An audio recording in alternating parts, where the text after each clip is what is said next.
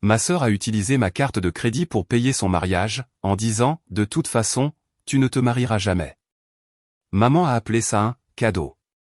J'ai attendu jusqu'à la réception puis j'ai bloqué la carte. Les lumières se sont éteintes, la musique s'est arrêtée, et le gérant lui a demandé de payer. La première transaction est apparue un mardi soir alors que je terminais une séance photo pour un client. Mon téléphone a vibré sur le comptoir et une notification a clignoté sur l'écran. 5 670 $ au Bellevue Grand Ballroom. Je l'ai fixé, clignotante, pensant que c'était une erreur. Puis une autre est apparue.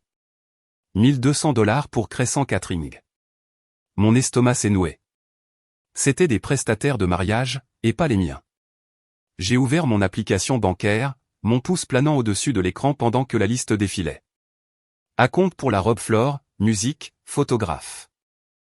Tout cela en l'espace d'une heure, tout depuis ma carte de crédit. Un instant, j'ai cru que mon identité avait été volée par un étranger, mais les reçus racontaient une autre histoire. Chacun mentionnait le nom de Megan Callaway, ma sœur. Pendant une minute entière, je n'ai pas pu respirer. Le curseur clignotait sur l'écran de mon téléphone comme un pouls. Megan avait ma carte de crédit enregistrée depuis l'époque où je l'avais aidée à acheter des meubles l'année dernière. Elle avait promis de la supprimer. Elle ne l'a jamais fait. Maintenant, elle l'avait utilisée pour payer son mariage. Je l'ai appelée immédiatement. Elle a répondu après 2 sonneries. Joyeuse, à bout de souffle. « Salut, Claire. Qu'est-ce qui se passe? Tu as l'air tendu. Je viens de recevoir une alerte de ma compagnie de carte de crédit. J'ai dit, l'as-tu utilisée? Oh, ça, dit-elle comme si de rien n'était. Oui, je l'ai fait. Je ne pensais pas que ça te dérangerait. Tu ne pensais pas que ça me dérangerait? Ma voix est devenue grave. Tu as débité plus de 7 000 $. Eh bien, c'est pour le mariage, dit-elle en riant à moitié. Détends-toi. Tu dis toujours que tu veux en faire partie. Considère ça comme ta contribution. Contribution? Ai-je répété lentement. Megan, tu m'as volé, elle a gémi. Mon Dieu, ne sois pas si dramatique. Tu gagnes plus d'argent que moi. Ce n'est pas comme si tu allais te marier de sitôt. Les mots m'ont frappé plus durement que prévu. Non pas parce qu'ils étaient cruels, mais parce qu'elle les a dit comme une blague. Megan, tu n'avais aucun droit. Calme-toi. Elle m'a coupé la parole. Je te rembourserai une fois que Dylan et moi aurons réglé notre compte joint. Tu sais, maman a dit que nous sommes une famille et qu'une famille partage. Je suis restée silencieuse, la laissant finir sa tirade. Claire, dit-elle, son ton devenant sec. Ne recommence pas. Tu es toujours si sensible avec l'argent.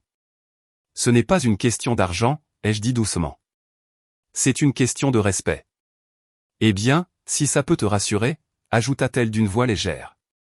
Maman a appelé ça un cadeau. Alors, peut-être remercie-la au lieu de me crier dessus.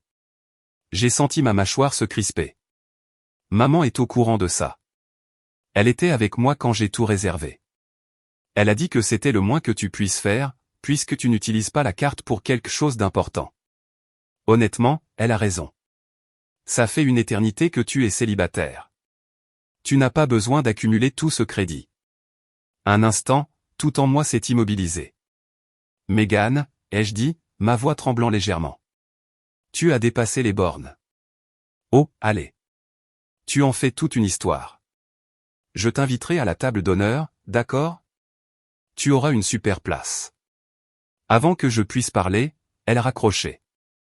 Je suis resté dans la cuisine, le téléphone toujours collé à mon oreille, le bourdonnement du réfrigérateur derrière moi. Le silence semblait lourd, comme le moment avant qu'un orage n'éclate. J'avais les mains froides, la gorge sèche. Un texto a vibré quelques secondes plus tard, de maman. Ma chérie, j'espère que tu n'es pas fâchée pour les dépenses du mariage. Megan subit beaucoup de pression. Sois compréhensive. D'accord, compréhensive. Ce mot m'avait suivi toute ma vie comme une laisse. Je me suis assise au comptoir, fixant le message. La photo sur mon frigo a attiré mon attention, Megan et moi au lac quand nous étions enfants. Elle tenait un cornet de glace, souriant comme si le monde lui appartenait. J'étais derrière elle, à moitié coupé du cadre. Ça avait toujours été comme ça. Megan au centre, moi juste en dehors du champ. Le lendemain matin, je suis allé chez maman. Elle vivait en banlieue, une maison blanche aux volets bleus avec une pelouse trop arrosée. Quand elle a ouvert la porte, elle avait l'air presque agacée que je sois venu. « Claire », dit-elle en forçant un sourire. « Quelle surprise !»« Il faut qu'on parle », ai-je dit. « Si c'est à propos du mariage, ne commençons pas », elle m'a fait signe d'entrer. Megan est déjà assez stressée. Elle a utilisé ma carte de crédit, ai-je dit sèchement, sans qu'elle ait posé la question. Maman a agité la main comme pour balayer de la poussière. « Oh, ne sois pas si rigide. C'est son mariage. Tu es sa sœur. Tu peux aider. » Je n'ai pas proposé d'aider. Maman a soupiré. « Claire, tu as toujours été si indépendante. Parfois, tu oublies que la famille signifie le sacrifice. Le sacrifice, c'est quand on choisit de donner quelque chose, ai-je dit, pas quand c'est volé. » Son ton s'est durci. « Surveille tes paroles. Tu fais une scène. » Maman, ce n'est pas une scène. C'est du vol. Elle s'est redressée, croisant les bras. Tu penses que j'ai élevé des voleuses? Megan te remboursera quand elle le pourra. Arrête de te ridiculiser pour quelques transactions. Quelques transactions. 7 000 $. Je l'ai regardée, me demandant si elle croyait vraiment ses propres mots ou si le déni était devenu sa forme de parentalité préférée. Megan a dit que tu avais appelé ça un cadeau, ai-je dit. Maman a détourné le regard. J'ai peut-être dit ça pour la calmer.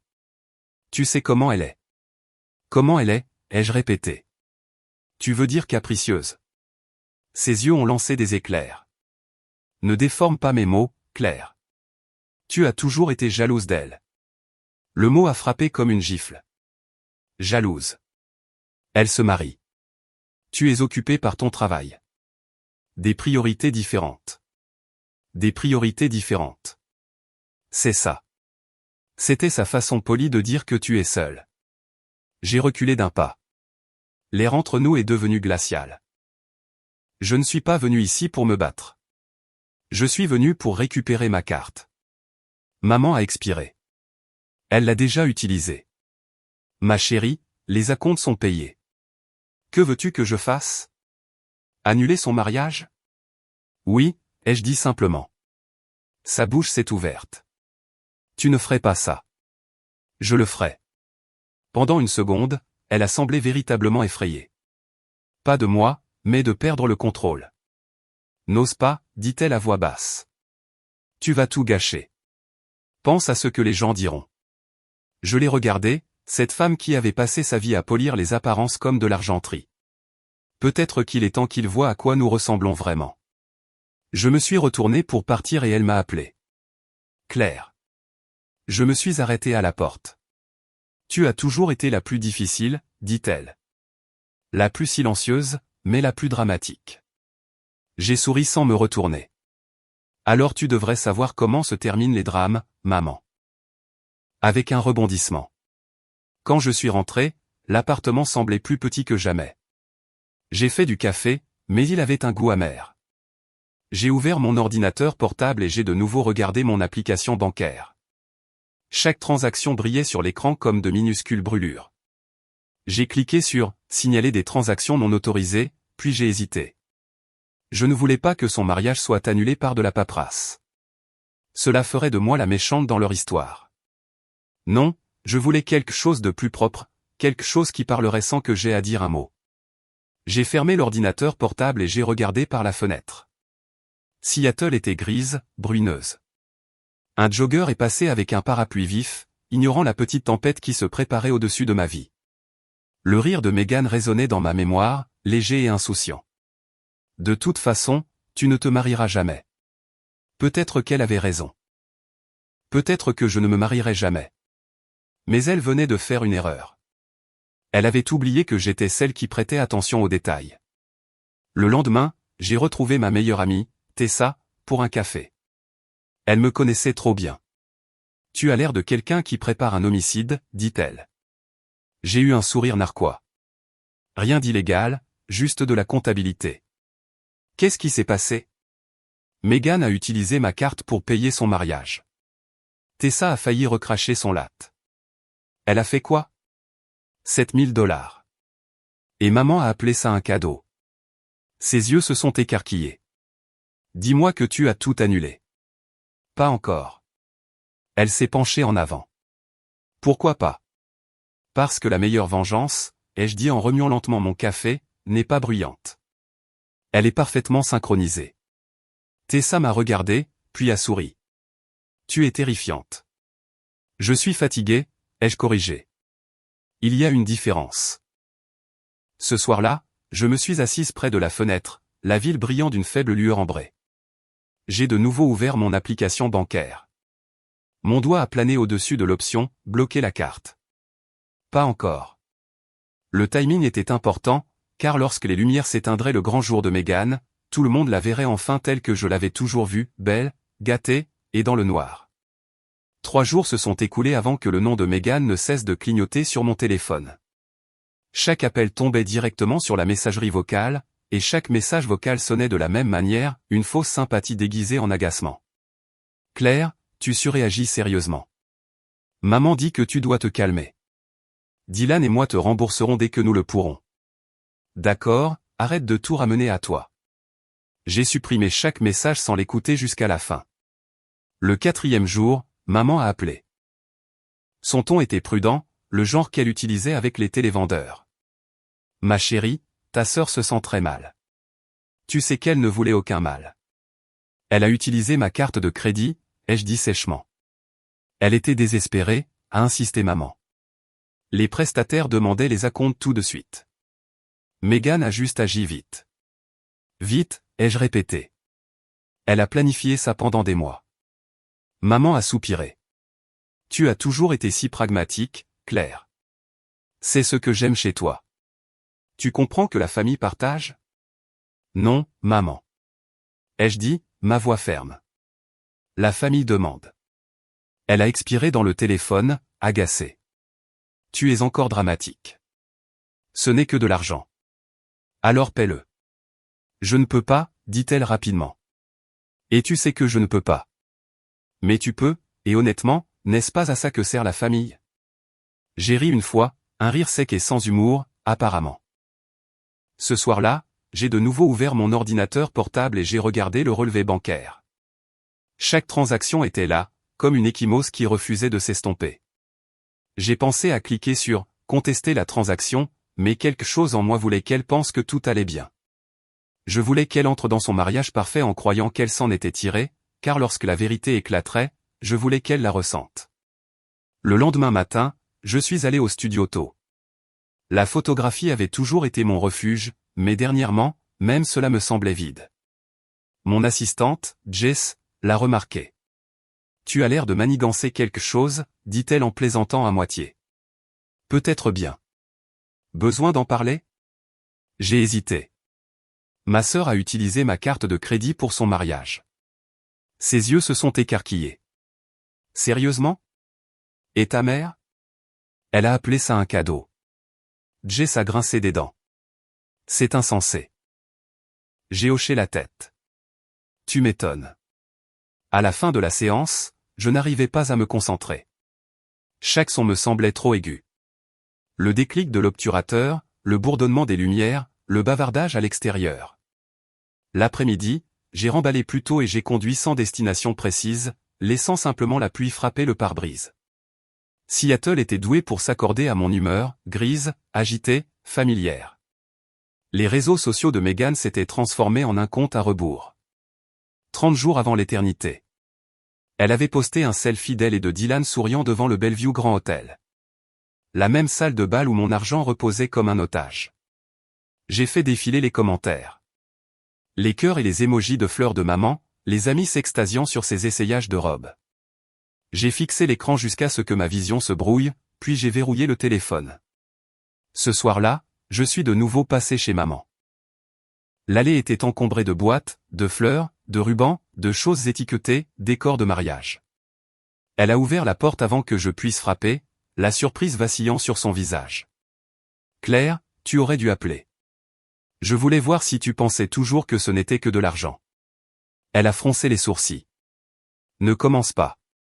Alors arrête de la défendre. C'est ta sœur. Maman a dit, croisant les bras. Tu as toujours été jalouse de la facilité avec laquelle les choses se passent pour elle. J'ai cligné des yeux lentement. Facilité. Elle vient de me voler. Elle est sous pression. Maman a sèchement répliqué.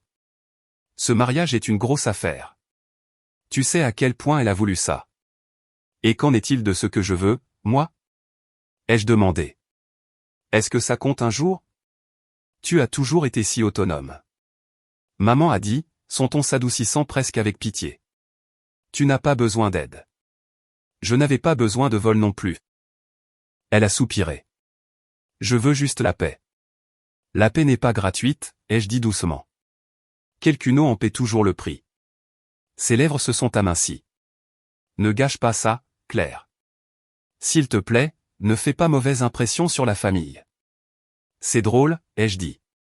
Je ne savais pas que nous passions une audition pour la sainteté.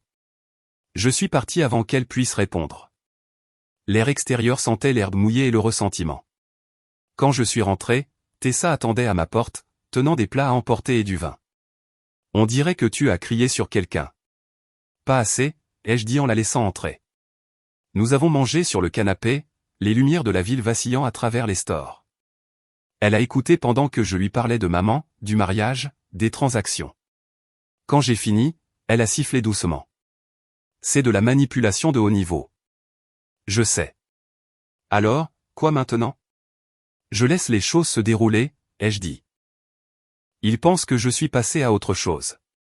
Et puis, je leur rappellerai à qui appartient le compte. Tessa a haussé un sourcil. Tu vas tout annuler.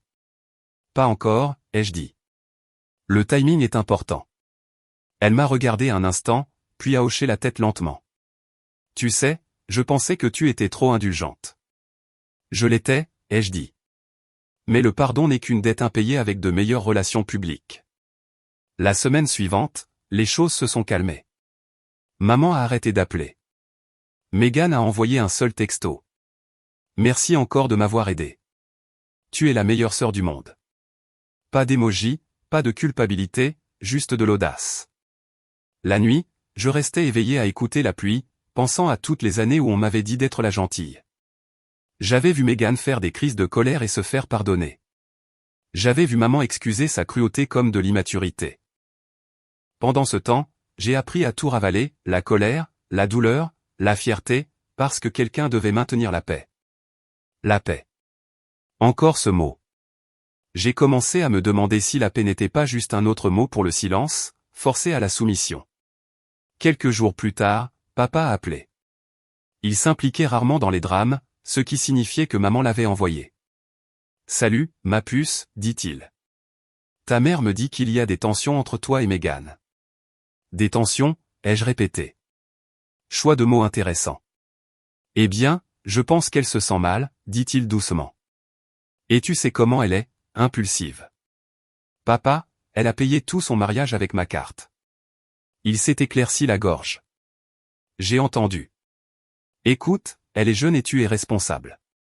Peut-être que vous pouvez trouver un compromis. Un compromis entre quoi et quoi exactement? Entre le vol et le déni, entre l'amour et le ressentiment, dit-il doucement. Tu te sentiras mieux si tu laisses tomber. J'ai ri doucement. C'est facile à dire quand ce n'est pas ton compte. Il a soupiré. Tu es plus forte que tout ça, Claire. Sois la plus intelligente. J'ai fermé les yeux. J'avais entendu cette phrase toute ma vie. Sois la plus intelligente. C'était le code familial pour « rapetisse-toi pour que nous puissions rester à l'aise ». Peut-être que j'en ai marre d'être la plus intelligente, ai-je dit. Il y a eu un silence au bout du fil. Je veux juste que nous soyons une famille, dit-il finalement. Alors peut-être commencer par agir comme tel, ai-je dit et j'ai raccroché. Ce soir-là, j'ai sorti mon vieil appareil photo et j'ai commencé à faire défiler les photos sur la carte mémoire. Mariage, fiançailles, couples heureux capturés dans une lumière dorée. J'avais passé des années à photographier les moments parfaits des autres tandis que ma propre vie devenait floue. J'ai zoomé sur une photo, la fête de fiançailles de Megan au printemps dernier. Elle était rayonnante, une coupe de champagne à la main, maman debout derrière elle avec fierté, rayonnant pratiquement. J'étais au bord du cadre, tenant l'appareil photo, mon sourire crispé. Je me souvenais très bien de cette nuit. Megan avait trinqué et dit, à la recherche de quelqu'un qui veut vraiment m'épouser. Puis elle m'avait fait un clin d'œil. Les rires avaient parcouru la foule. C'était censé être une blague, mais les blagues de sa part venaient toujours avec une lame. J'ai supprimé la photo. Le lendemain matin, je me suis de nouveau connecté à ma banque. Le solde diminuait plus vite que je ne le réalisais, une autre transaction, plus petite cette fois, de Ivory Events. Je n'ai même pas pris la peine d'appeler. J'ai ouvert un nouveau dossier sur mon bureau et je l'ai intitulé « La dette du mariage ». J'ai commencé à sauvegarder chaque reçu, chaque relevé, chaque message. Pas pour un tribunal, pas pour la police, juste pour moi. La preuve que je n'étais pas folle. Vers midi, je suis allé au Bellevue Grand. Je voulais voir l'endroit par moi-même, le lieu qu'elle avait acheté avec mon argent. L'hôtel scintillait contre la ligne d'horizon, tout en pierre blanche et garniture dorée. À l'intérieur, les lustres brillaient comme des gouttes de pluie gelée. Une coordinatrice de mariage m'a accueilli avec un sourire impeccable. « Êtes-vous avec le groupe Harper ?»« Non, ai-je dit. Je regarde juste. » Depuis la mezzanine, j'ai observé un couple visitant la salle de bal. Megan et Dylan. Elle tourbillonnait sous les lumières de cristal. Les rires résonnaient sur le marbre. Dylan lui a embrassé la joue, inconscient. Maman se tenait à proximité, le téléphone levé, prenant des photos. Je suis resté caché derrière une colonne, les regardant se déplacer dans la pièce que j'avais payée. Le rire, la lumière, la performance de l'amour, tout cela scintillait comme un mirage. Puis Megan a levé les yeux. Un instant, son regard a croisé le mien. Elle s'est figée, puis a souri, non pas timidement, non pas en s'excusant, juste avec suffisance. Elle a levé la main pour un petit signe. Et à cet instant, quelque chose en moi a changé. Ce n'était plus de la colère. C'était de la précision. Quand j'ai quitté l'hôtel, l'air était épais de brouillard, la ville bourdonnant, basse et indifférente. Je me suis assise dans ma voiture, les mains agrippant le volant. Elle pense que c'est fini, ai-je dit à voix haute, ma voix calme, stable. Elle n'a aucune idée que ça ne fait que commencer. J'ai sorti mon téléphone, ouvert à nouveau l'application bancaire, et j'ai survolé l'option « Bloquer la carte ». Pas encore. Pas aujourd'hui, mais bientôt. La semaine suivante ressembla à un défilé sans fin de mise à jour sur le mariage. Megan postait des photos tous les jours, des échantillons de fleurs, des dégustations de gâteaux, avec une légende qui disait « Chaque rêve demande un travail d'équipe ». Je ne pourrais pas faire ça sans ma famille formidable. L'ironie me faisait grincer des dents. Maman a appelé 3 fois ce lundi-là, prétendant que tout allait bien. Je voulais juste te rappeler la fête prénuptiale ce samedi. Tu viens toujours, n'est-ce pas? Non, ai-je dit. Claire, ne commence pas. Ça signifierait tellement pour Megan. Ça signifie déjà assez. Ma carte de crédit le dit. Elle a soupiré comme si c'était moi qui gâchais les choses. Tu es si têtu. Un jour, tu réaliseras que la famille passe avant tout. J'ai réprimé un rire. La famille passait en premier. C'est comme ça que je me suis retrouvé dernière. Cela a mis fin à l'appel. La fête prénuptiale a eu lieu chez notre mère. Des ballons roses, un bol à punch en cristal, 30 femmes s'extasiant sur la peau éclatante de Megan et sa joie radieuse. J'ai vu les photos en ligne plus tard dans la nuit. Maman m'a identifié dans une où je n'étais même pas présente. Je n'aurais pas pu le faire sans mes filles, a-t-elle écrit. La légende donnait l'impression que nous étions une équipe parfaite au lieu de ce que nous étions vraiment, une transaction déguisée en amour. J'ai cliqué sur les photos, m'arrêtant sur une où Megan tenait un couteau à gâteau, riant, du glaçage sur le doigt. Les commentaires étaient remplis de cœurs et de compliments.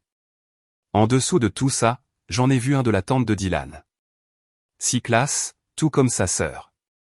J'ai failli rire. Classe? Bien sûr.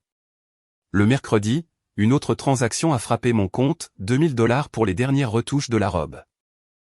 Ma banque m'a de nouveau envoyé un texto pour confirmer l'achat. J'ai cliqué sur oui, puis sur « Bloquer la carte ». Un simple mouvement de mon doigt.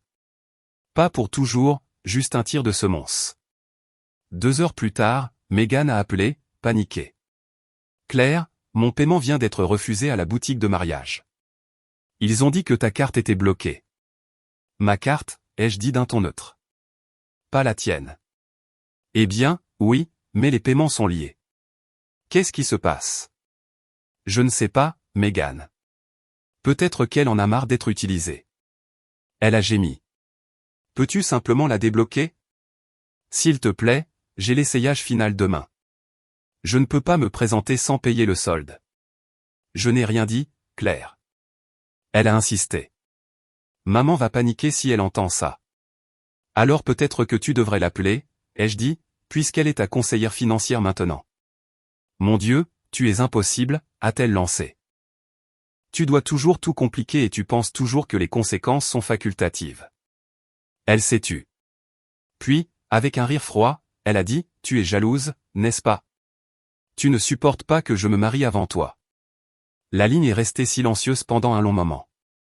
Je pouvais l'entendre respirer, attendant que j'explose. Au lieu de ça, j'ai dit calmement, tu sais quoi, Megan? J'espère que tu apprécieras ton mariage. Chaque seconde, parce que quand l'addition arrivera, et elle arrive toujours, je veux que tu te souviennes de qui a payé pour ton conte de fées. Puis j'ai raccroché.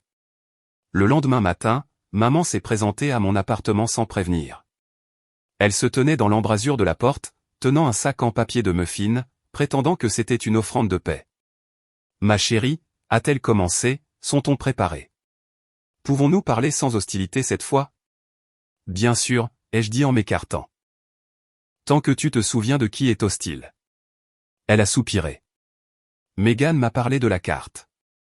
Pourquoi lui ferais-tu ça? À elle, ai-je répété. Elle m'a volé. C'est ta sœur, maman, a-t-elle dit en posant le sac comme si cela pouvait adoucir la conversation. Les sœurs pardonnent.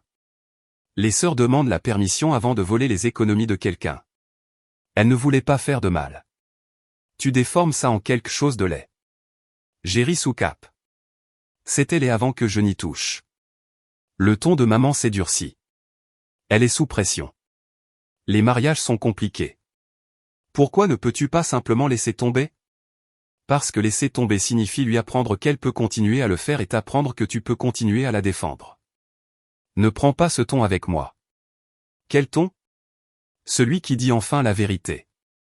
Son visage est devenu rouge. Tu parles comme ton père quand il est cruel. Peut-être qu'il l'a appris de toi, ai-je dit doucement. Le silence qui a suivi était épais et fragile.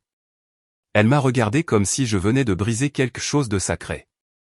Je ne suis pas venu ici pour me battre, dit-elle finalement. Je suis venu te rappeler que le mariage de Megan est dans 3 semaines. S'il te plaît, ne le gâche pas. J'ai souri faiblement. Oh, je n'y songerai même pas. Après son départ, je suis resté longtemps près de la fenêtre, regardant la pluie strier la vitre.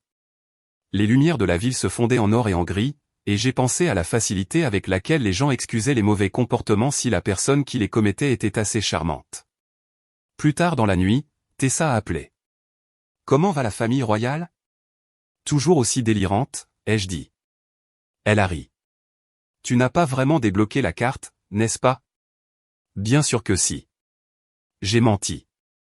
Menteuse, dit-elle. Je peux entendre ce sourire mesquin à travers le téléphone. J'ai souri malgré moi. Tu aurais dû la voir paniquer. Tessa a ri. Tu n'as pas tort d'être en colère, mais promets-moi quelque chose. Ne laisse pas ça te transformer en eux. Que veux-tu dire par eux? Amère, en manque, obsédé par le fait d'avoir raison au lieu d'aller bien. Je vais bien, ai-je dit. J'en ai juste marre de prétendre que l'équité n'a pas d'importance. Elle a marqué une pause. D'accord, mais fais attention.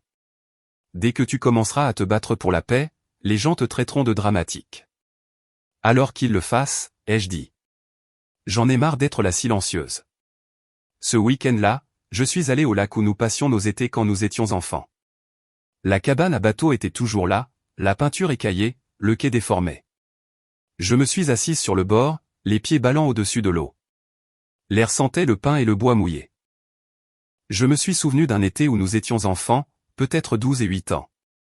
Nous voulions toutes les deux le même gilet de sauvetage, le rouge.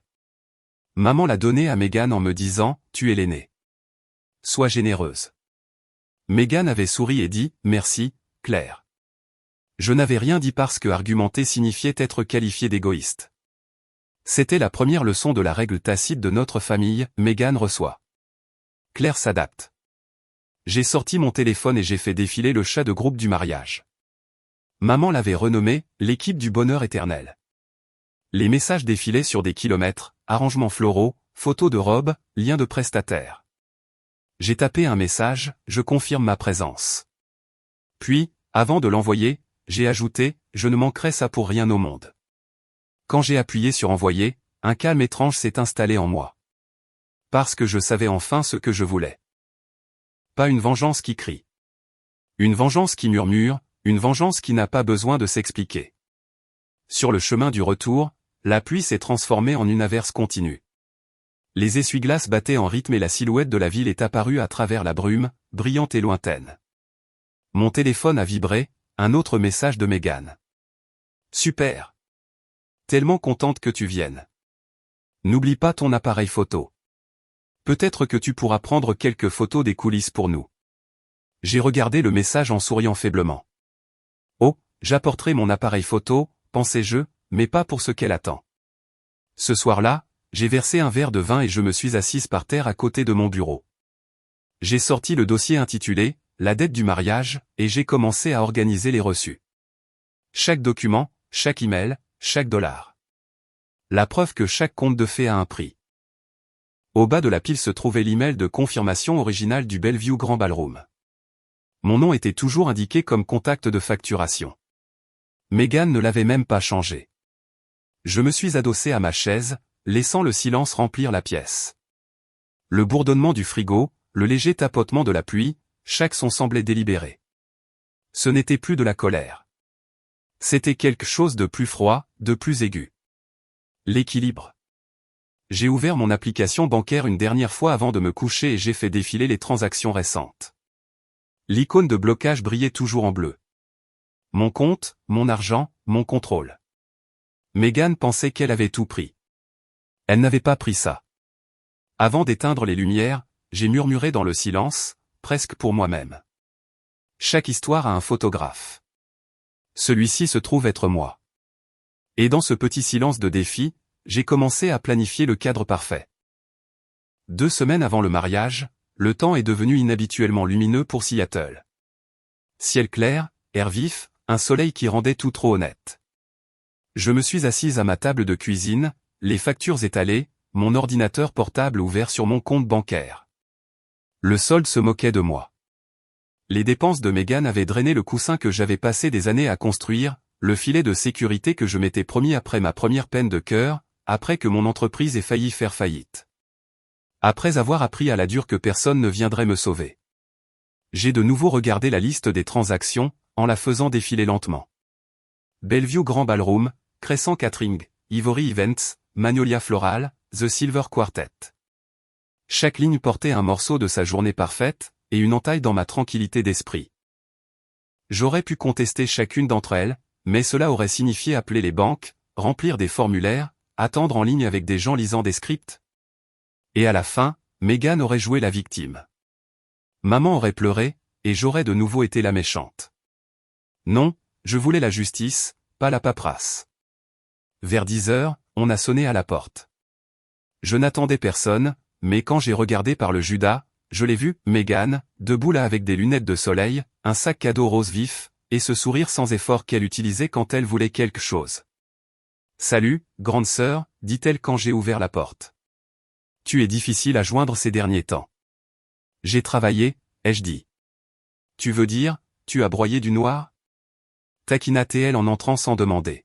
« Tu travailles toujours trop quand tu es en colère. »« En colère est un mot fort », ai-je dit. « D'accord », dit-elle en posant le sac cadeau sur le comptoir, frustrée. « Quoi qu'il en soit, je suis venu te dire merci. » Je l'ai regardée. « Pourquoi ?» Elle a sorti une bougie emballée dans du papier de soie. L'étiquette disait « Cœur reconnaissant ». « Maman a dit que tu étais toujours fâché », dit-elle.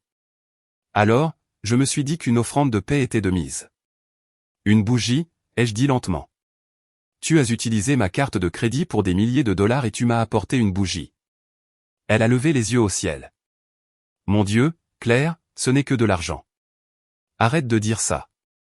Ai-je lancé. Tu continues à dire que ce n'est que de l'argent parce que ce n'était pas le tien. Son sourire a vacillé, juste une seconde. Tu rends toujours les choses si lourdes. J'essaie de passer à autre chose. Bien sûr que tu le fais, ai-je dit. C'est plus facile de passer à autre chose quand quelqu'un d'autre paie le voyage. Elle a soupiré, exaspérée. Tu sais quoi, maman avait raison. Tu adores jouer la martyre. C'est épuisant. J'ai ri une fois, amèrement. Toi et maman, vous adorez ce mot. Martyr. Vous l'utilisez pour décrire quiconque dit la vérité. Écoute, dit-elle en croisant les bras. Tu as dit que tu serais au mariage. J'ai besoin que tu sois là pour les apparences. Alors, quelle que soit cette attitude, règle-la avant le dîner de répétition. Je l'ai regardé, interloqué. Tu as besoin que je sois là. Oui, dit-elle. Les gens savent que nous sommes proches. Ça aurait l'air bizarre si tu te défilais. Nous ne sommes pas proches, ai-je dit doucement. Son visage s'est durci. Tu es incroyable. Tu ne peux pas me laisser avoir une seule chose heureuse, n'est-ce pas? Je me suis approché. Tu as pris ma carte. Tu as menti. Et tu te dis encore la victime. Est-ce que ça ressemble au bonheur pour toi? Sa mâchoire s'est crispée. Peut-être que tu devrais essayer un jour. Puis elle s'est retournée et est partie, claquant la porte derrière elle. La bougie est restée sur le comptoir, ridicule et fragile. Je l'ai prise, j'ai relu l'étiquette, puis je l'ai jetée directement à la poubelle. Cette nuit-là, je n'ai pas pu dormir. Je me suis assise près de la fenêtre, regardant la lueur des lumières des appartements de l'autre côté de la rue. Des gens menant des vies ordinaires. Des gens qui n'avaient pas à se battre avec leur propre famille juste pour être respectés. Mon téléphone a vibré, Tessa de nouveau. Tu es réveillé? À peine, ai-je texté en retour. Tu veux de la compagnie? 10 minutes plus tard, elle était à ma porte en jogging, les cheveux en chignon désordonnés, tenant de la crème glacée. Tu as l'air homicide, dit-elle. Pas encore. Nous nous sommes assises sur le canapé. Elle a attendu que je parle. Je lui ai parlé de la bougie, de la conversation, de la façon dont Megan avait réussi à transformer le vol en victimisation. Tessa a ricané. Un classique du narcissique. Elle n'est pas méchante, ai-je dit. On ne lui a juste jamais dit non. Alors peut-être qu'il est temps qu'elle apprenne. J'ai l'intention de lui apprendre, ai-je dit. Tessa a haussé un sourcil. Est-ce que je veux savoir comment? Non. Déni plausible, elle a souri. Maintenant, tu parles comme une espionne. Je suis juste fatigué, ai-je dit doucement. Je suis fatigué depuis que j'ai 10 ans. Elle s'est adossée. Tu sais ce qui me choque? Ta mère. C'est une chose que ta sœur soit égoïste, mais que ta mère l'encourage, c'est un autre niveau de folie. J'ai hoché la tête. Maman a toujours été douée pour réécrire l'histoire. Elle appelle ça maintenir la paix. Traduction, protéger la favorite, a dit Tessa. Exactement. Après son départ, je suis restée assise dans le silence pendant un long moment, pensant à quel point elle avait raison. Le lendemain matin, je me suis réveillée avec un étrange sentiment de détermination. Pas de la colère, pas même encore de la vengeance, juste un besoin de voir les choses clairement. J'ai ouvert mon ordinateur portable et j'ai cherché les contrats de mariage, Bellevue Grand. Quelques clics plus tard, j'ai trouvé le portail des fournisseurs. Mon email était toujours indiqué comme le propriétaire du compte. Mon nom, mes coordonnées, mon mode de paiement. Quand je me suis connecté, un message est apparu. Solde final dû une semaine avant l'événement. Une semaine. J'ai fixé l'écran, mon cœur battant doucement. Le compte de fait de Megan fonctionnait à mon nom, à mon crédit, à mon dossier, et il ne faudrait qu'un seul clic pour l'arrêter. Ce jour-là, je suis de nouveau allé chez maman. Elle était sur le porche, taillant des roses. Je vois que Megan est passée, dit-elle. Elle m'a dit que tu étais toujours fâchée. Fâchée n'est pas le mot. Ai-je dit, consciente, peut-être. Maman a posé les cisailles. Que attends-tu de nous, Claire?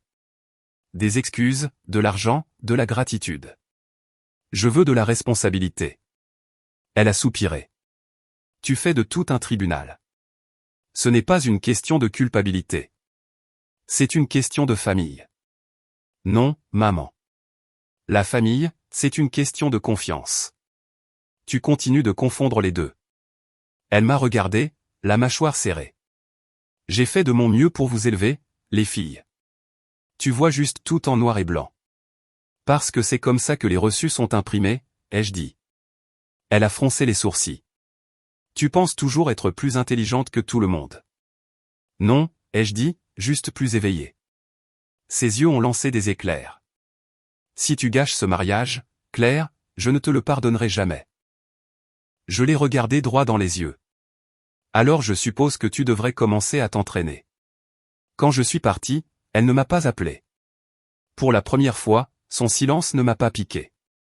Il ressemblait à une confirmation.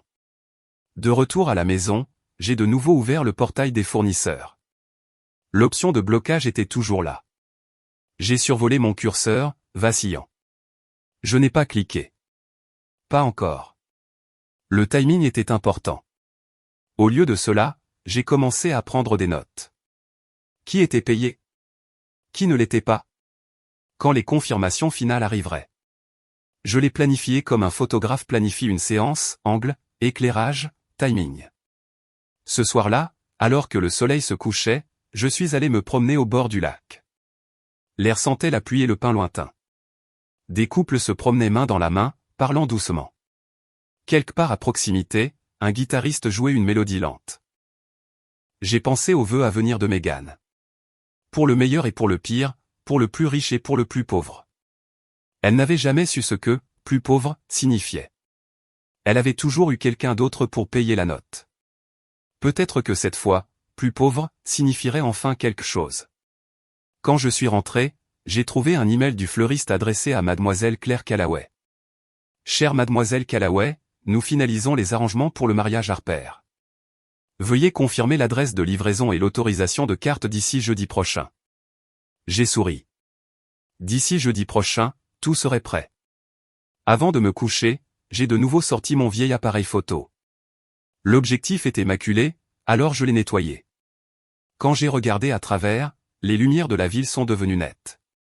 De petits points contre l'obscurité, nets et lointains. À travers le viseur, tout semblait ordonné, encadré, sous contrôle. J'ai murmuré à la pièce vide. Quelle est sa journée parfaite? Une pause, puis je la rendrai parfaitement inoubliable. Et sur ce, j'ai éteint les lumières. Le matin du dîner de répétition est arrivé avec le genre de bruine grise qui s'accroche à Seattle comme un regret. Je me suis réveillé tôt, non pas parce que je le voulais, mais parce que mon esprit refusait de se reposer. L'appartement semblait trop calme, le genre de silence qui bourdonne. J'ai préparé du café et j'ai regardé la vapeur monter, s'enroulant en motifs qui se dissolvaient avant d'avoir un sens. Sur le comptoir se trouvait le dossier que j'avais intitulé « La dette du mariage ».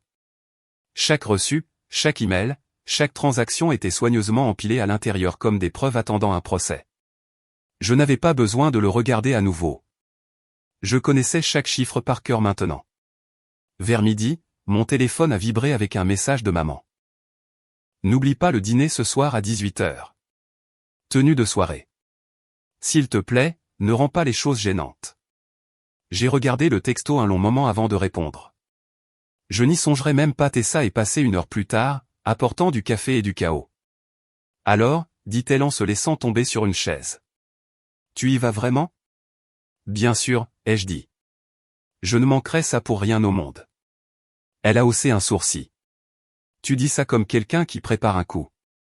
J'ai souri faiblement. Je vais juste assister à une célébration familiale. Elle s'est penchée en avant, m'étudiant. Tu as encore ce regard. Quel regard? Celui qui signifie que quelque chose de silencieux mais de dangereux se prépare dans ta tête. Peut-être, ai-je dit, mais le silence est ma spécialité. Le dîner a eu lieu dans un restaurant sur le toit avec vue sur la ville. Le genre d'endroit où tout scintillait, bougies, verreries, rire. Je suis arrivé avec 10 minutes de retard exprès, juste pour sentir le changement quand je suis entré. Les têtes se sont tournées, les voix se sont tues, les sourires se sont crispés. Maman a été la première à me repérer. Claire, dit-elle, soulagement et avertissement mêlés en un. Tu es venu. Meghan est apparue à côté d'elle, radieuse dans une robe de cocktail blanche, sa bague de fiançailles brillant comme si elle avait son propre projecteur. La voilà, dit-elle. La réaliste préférée de notre famille. Réaliste sonne mieux que paillasson, ai-je dit légèrement en prenant place. Son sourire a tressailli. Dylan s'est penché et m'a offert une poignée de main polie. Salut, Claire. Content que tu aies pu venir. Je ne manquerai ça pour rien au monde, ai-je répété. Le serveur a versé du vin et la conversation a repris. Mais je sentais chaque regard, chaque murmure qui effleurait la table. Meghan s'est lancée dans une histoire sur le mariage, comment l'hôtel était tout simplement parfait, comment les prestataires avaient été si professionnels, comment elle avait hâte de voir tout cela se concrétiser. Chaque phrase était un autre tour de couteau. Claire a tellement aidé, a ajouté maman. On n'aurait pas pu le faire sans elle. La table a murmuré son accord, et Meghan a levé son verre. À la famille, dit-elle en me souriant. Même quand on se rend fou les uns les autres. J'ai trinqué avec elle, surtout dans ces moments-là. Le rire qui a suivi sonnait fragile. À mi-chemin du dîner, Meghan s'est penchée plus près, son parfum doux et suffocant. Alors, a-t-elle murmuré, on est quitte maintenant, n'est-ce pas? Je veux dire, toute cette tension. Mettons-y fin. C'est une mauvaise énergie avant le grand jour. Quitte, ai-je répété. Comme financièrement? Elle a levé les yeux au ciel. Mon Dieu, tu es obsédé par l'argent. Tu es obsédé par celui des autres, ai-je dit doucement. Elle a eu un sourire narquois. Toujours en colère que je t'ai devancé à l'hôtel. J'ai ri doucement. Non, Meghan. Je suis juste surprise que tu y sois arrivée sans trébucher sur ton propre ego. Sa mâchoire s'est crispée, mais elle a continué de sourire. Tu sais, maman pense que tu es jalouse parce qu'elle m'aime plus. Maman aime la paix plus que la vérité, ai-je dit. Tu es juste meilleur pour prétendre que c'est la même chose. Avant qu'elle puisse répondre, Dylan s'est levé pour porter un toast. À Meghan, dit-il, le verre levé. La femme qui fait de chaque jour une aventure. La salle a applaudi et les yeux de Meghan ont brillé, parfaitement à point nommé. J'ai applaudi aussi, doucement, juste assez pour me fondre dans la masse. Après le dessert, les invités ont commencé à se diriger vers le balcon pour des photos. Je suis resté en arrière, consultant mon téléphone. Une nouvelle notification de mail a clignoté sur l'écran. Rappel de paiement final du Bellevue Grand. Je l'ai ouvert. Chère mademoiselle Callaway, ceci est un rappel que votre solde final de 14 870 $ est dû dans les 24 heures pour confirmer l'événement de samedi. J'ai souri. Timing parfait. Tout va bien? La voix de Dylan m'a surprise. Il se tenait derrière moi, tenant 2 coupes de champagne. Bien, ai-je dit en verrouillant mon écran. Juste du travail. Il a hésité, changeant de poids. Puis-je dire quelque chose de bizarre? S'il te plaît. Toi et Meghan, vous êtes si différentes.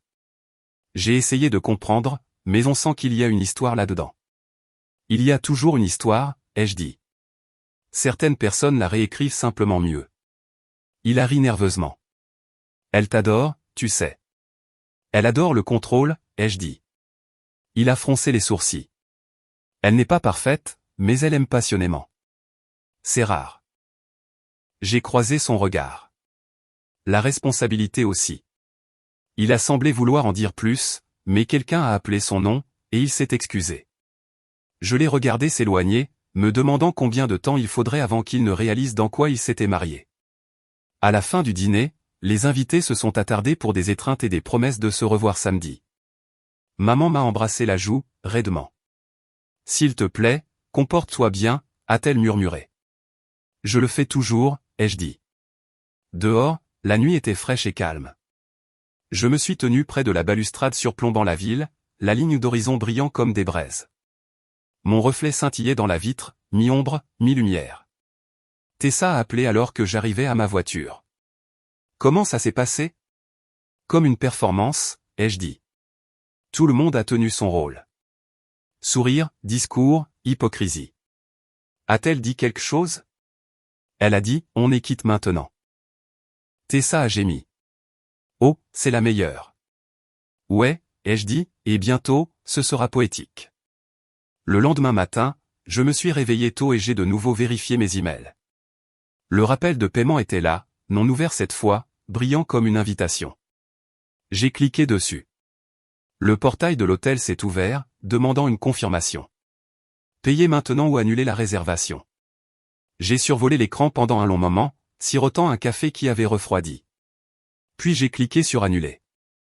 Une deuxième fenêtre est apparue. Êtes-vous sûr? J'ai appuyé sur oui.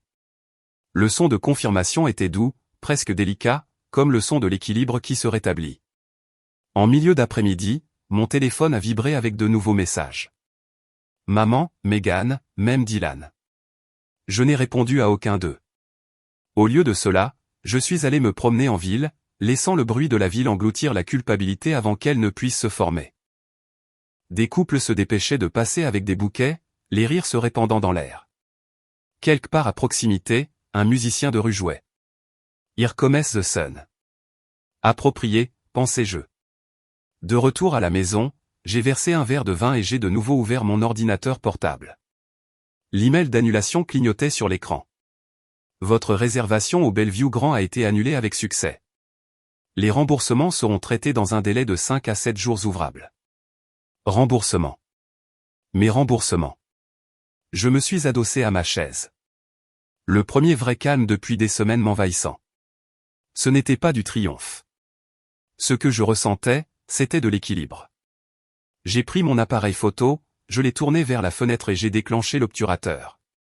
Le cadre a capturé rien de spectaculaire, juste mon reflet, les lumières de la ville et la légère courbe d'un sourire que je n'avais pas porté depuis des mois. Megan voulait un mariage parfait. Elle était sur le point de recevoir une leçon parfaite à la place.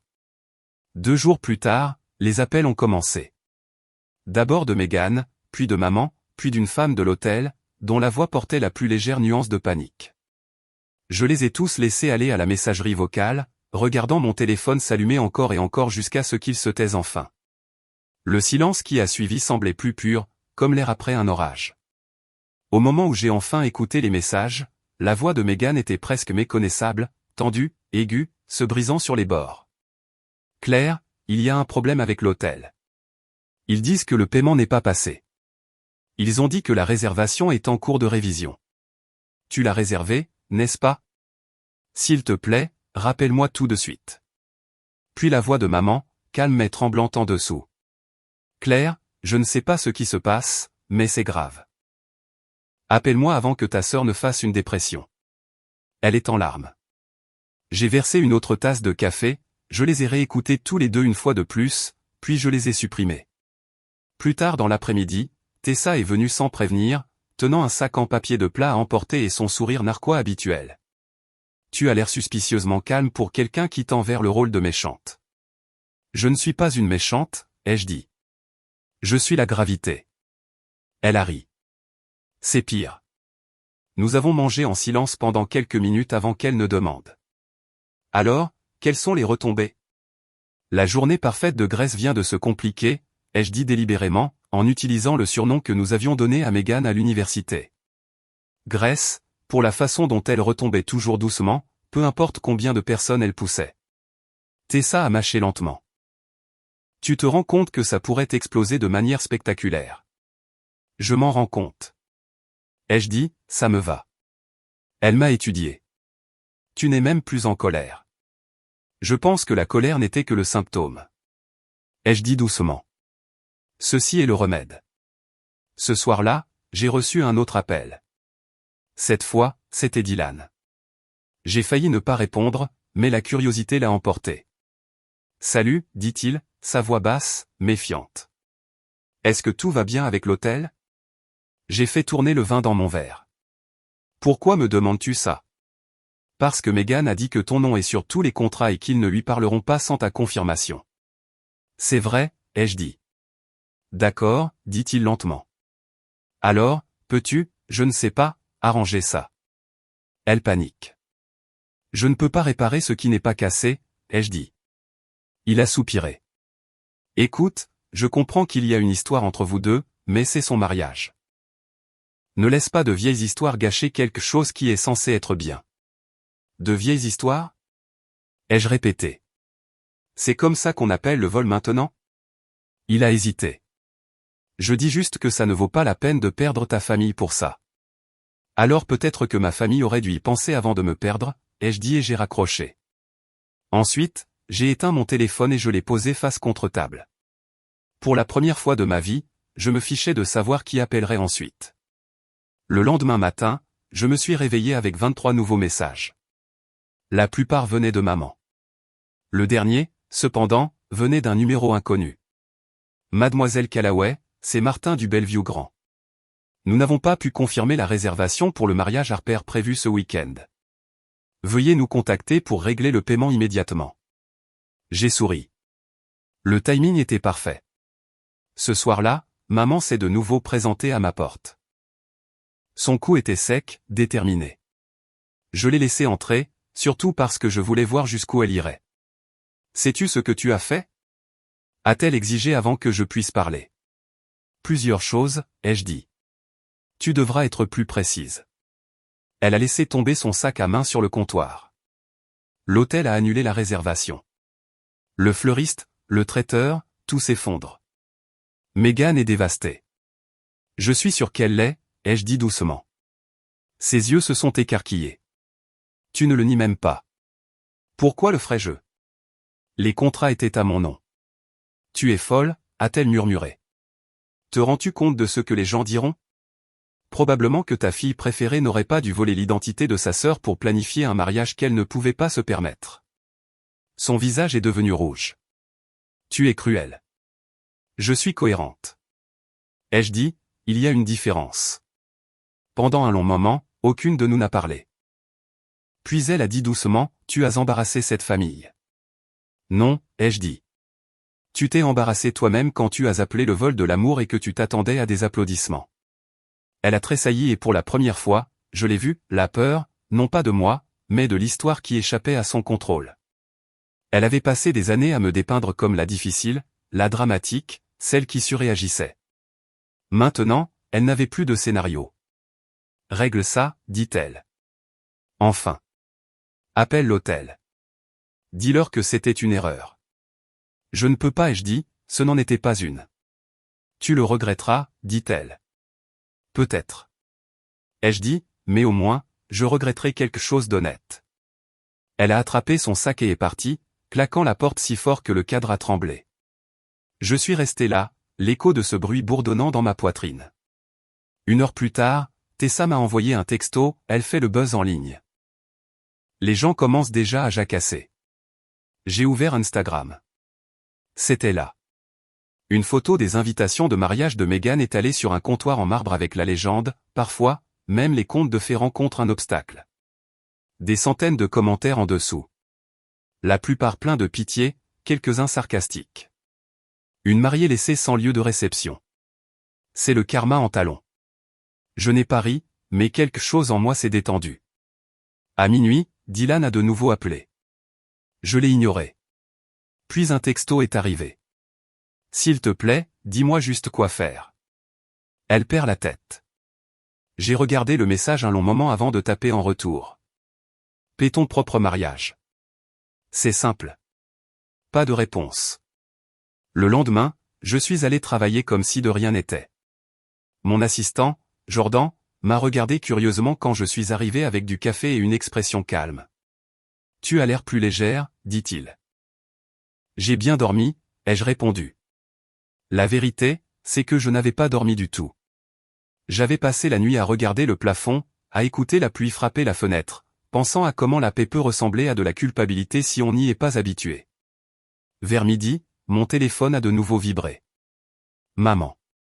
Je l'ai laissé sonner. Puis un autre message. Il me blâme maintenant. Megan pleure à tout le monde que je ne lui ai jamais appris la responsabilité.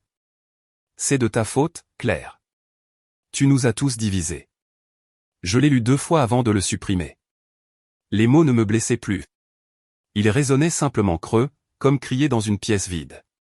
Ce soir-là, je suis allé me promener au marché.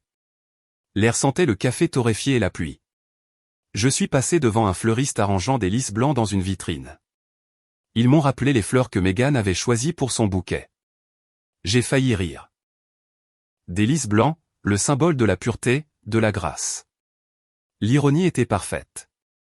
Quand je suis rentré, j'ai trouvé Tessa qui attendait à ma porte, tenant 2 bouteilles de vin.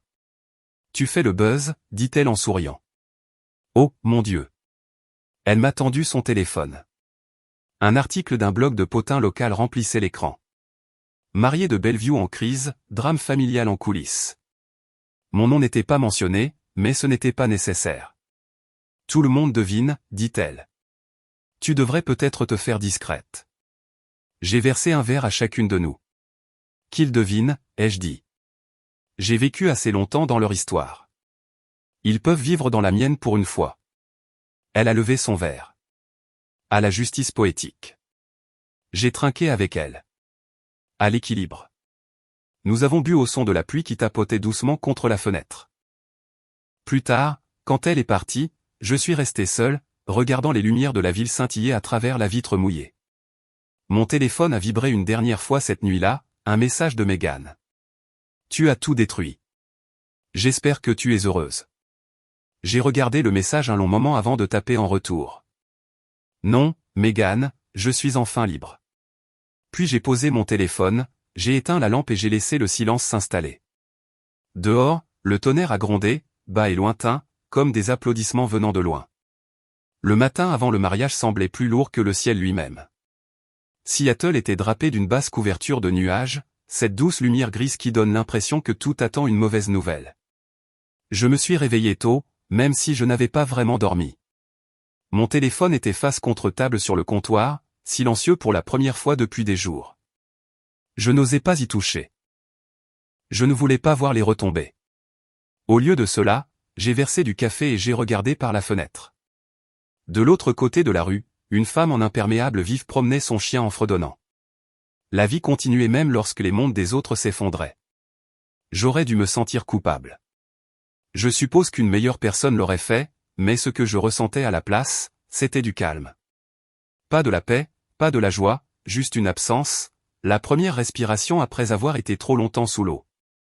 Vers 9 heures, Tessa est arrivée sans y être invitée, comme elle le faisait toujours quand le monde basculait. Elle a brandi un sac de viennoiserie. J'ai pensé que tu aurais besoin de carburant pour l'ouragan émotionnel que tu prépares aujourd'hui. Je ne prépare rien, ai-je dit. J'observe. C'est ça, dit-elle en s'asseyant, comme Dieu regardant un déluge. J'ai souri. Tu as déjà consulté les nouvelles? Elle a souri. Oh, ma chérie, je n'en ai pas eu besoin. Tu fais encore le buzz? J'ai gémi. Dis-moi que ce n'est pas ce que je pense. Elle a fait glisser son téléphone sur la table. Le titre disait « Marié laissé sans lieu de réception quelques heures avant la cérémonie, un drame familial se déroule ». La photo en dessous était de Megan debout dans une robe de chambre blanche devant le Bellevue grand, les cheveux encore en bigoudi, la main sur la bouche. Maman était à côté d'elle, l'air furieux, pointant du doigt quelqu'un hors champ. « Waouh », a dit Tessa. « Tu as vraiment visé le cinématographique. » Ce n'était pas censé être public, ai-je murmuré. Ça devient toujours public quand les jolies filles pleurent. J'ai regardé la photo de plus près. Le visage de Megan, choc, fureur, incrédulité, comme si elle ne pouvait pas comprendre que le monde refuse de tourner autour d'elle. Les commentaires sous le post étaient sans pitié. Le karma a répondu présent. Jouer à des jeux stupides, gagner des prix stupides. Imaginez voler la carte de votre sœur et faire semblant d'être surprise quand elle est refusée. J'ai fermé l'écran. Les gens sont brutaux, Tessa a haussé les épaules. Les gens aiment la justice tant que ce n'est pas la leur. Le téléphone a de nouveau vibré. J'ai jeté un coup d'œil. Maman. Je l'ai ignoré. Puis un autre appel, cette fois d'un numéro inconnu. Je n'ai pas répondu à celui-là non plus. Tu penses qu'ils vont se pointer ici? A demandé Tessa. Probablement, ai-je dit. Qu'est-ce que tu vas faire? Offrir du café? Elle a reniflé. Tu es terrifiante. Vers midi, la pluie s'était intensifiée, douce mais continue. Je me suis assise à mon bureau avec mon appareil photo, feuilletant de vieilles photos de Megan et moi. Une de nos enfants, assise sur le porche arrière avec des sucettes glacées. Une autre de sa remise de diplôme universitaire où j'avais été derrière l'objectif, à moitié hors de chaque cadre. J'ai regardé nos sourires et j'ai réalisé à quel point une grande partie de ma vie avait été passée en arrière-plan de quelqu'un d'autre. Quand on a finalement frappé, ce n'était pas avec colère. C'était lent, délibéré. J'ai ouvert la porte pour trouver Dylan debout, trempé, tenant un parapluie qui avait à moitié abandonné. « Je peux entrer ?» a-t-il demandé. J'ai hésité, puis je me suis écarté. Il a regardé autour de lui comme s'il s'attendait à ce que les murs se mettent à l'accuser. « Bel endroit ?» a-t-il dit. « Calme. C'est conçu pour. » Il a hoché la tête. « Elle est chez maman ?» a-t-il dit, pleurant, criant, appelant tout ce qu'elle connaît. Ils disent que le mariage est officiellement annulé. Annulé, ai-je répété. J'ai juste annulé un lieu, pas un mariage. Il a eu un rire sans humour. Ouais, eh bien, elle a dit qu'elle ne peut pas m'épouser tant qu'elle n'aura pas retrouvé sa journée. J'ai haussé un sourcil. Sa journée, il s'est passé une main dans ses cheveux mouillés. Elle est obsédée, Claire. Chaque fleur, chaque chaise, chaque chanson, tout fait partie de l'image. Sans ça, elle dit que ce n'est pas réel. Ça semble correspondre, ai-je dit doucement. Il m'a regardé alors, les yeux fatigués mais scrutateurs. Pourquoi as-tu fait ça? Tu sais pourquoi. Ai-je dit, je sais ce qu'elle a fait, dit-il. Mais tu aurais pu gérer ça différemment. Tu aurais pu lui dire non ou aller à la banque ou la laisser s'en tirer encore une fois. Je l'ai interrompu. Comme maman lui a appris. Il a froncé les sourcils. On dirait que tu la détestes. Je ne la déteste pas, ai-je dit doucement. Je déteste la version de moi qu'elle arrive à créer chaque fois qu'elle fait une bêtise. La dramatique, la jalouse, le problème. Il est resté silencieux un moment. Tu l'as blessée, Claire. Elle s'est blessée elle-même, ai-je dit. J'ai juste arrêté d'amortir la chute. Il a soupiré. Elle a dit que tu es fier de ce que tu as fait. Je ne suis pas fier, ai-je dit. J'en ai juste marre de m'excuser. Dylan m'a regardé un long moment avant de finalement hocher la tête. Tu sais ce qui est étrange, dit-il. Je pense qu'une partie d'elle t'admire pour ça. J'ai cligné des yeux. Quoi, elle a dit, tu n'as jamais semblé aussi vivante. Un instant, je n'ai pas su quoi dire. Peut-être que c'est ce qui arrive quand on arrête de vivre selon le scénario de quelqu'un d'autre. Il a posé le parapluie près de la porte. Pour ce que ça vaut, dit-il, je ne pense pas que tu aies tort, juste impitoyable. J'ai souri faiblement. Parfois, c'est à ça que ressemble la vérité. Quand il est parti, l'appartement semblait encore plus silencieux. Le bruit de la pluie contre les fenêtres a rempli l'espace comme des applaudissements qui s'estompent. Ce soir-là, Tessa est revenue, apportant à nouveau des plats à emporter. « Tu vas bien ?» a-t-elle demandé. « Je crois que oui, ai-je dit. » Il est passé. Dylan, j'ai hoché la tête. A-t-il crié, pleuré, supplié? Il a été poli, ai-je dit. Trop poli. Elle a froncé les sourcils. C'est étrangement pire. Je me suis adossé au canapé. Il a dit, le mariage est annulé. Les yeux de Tessa se sont écarquillés. Sérieusement?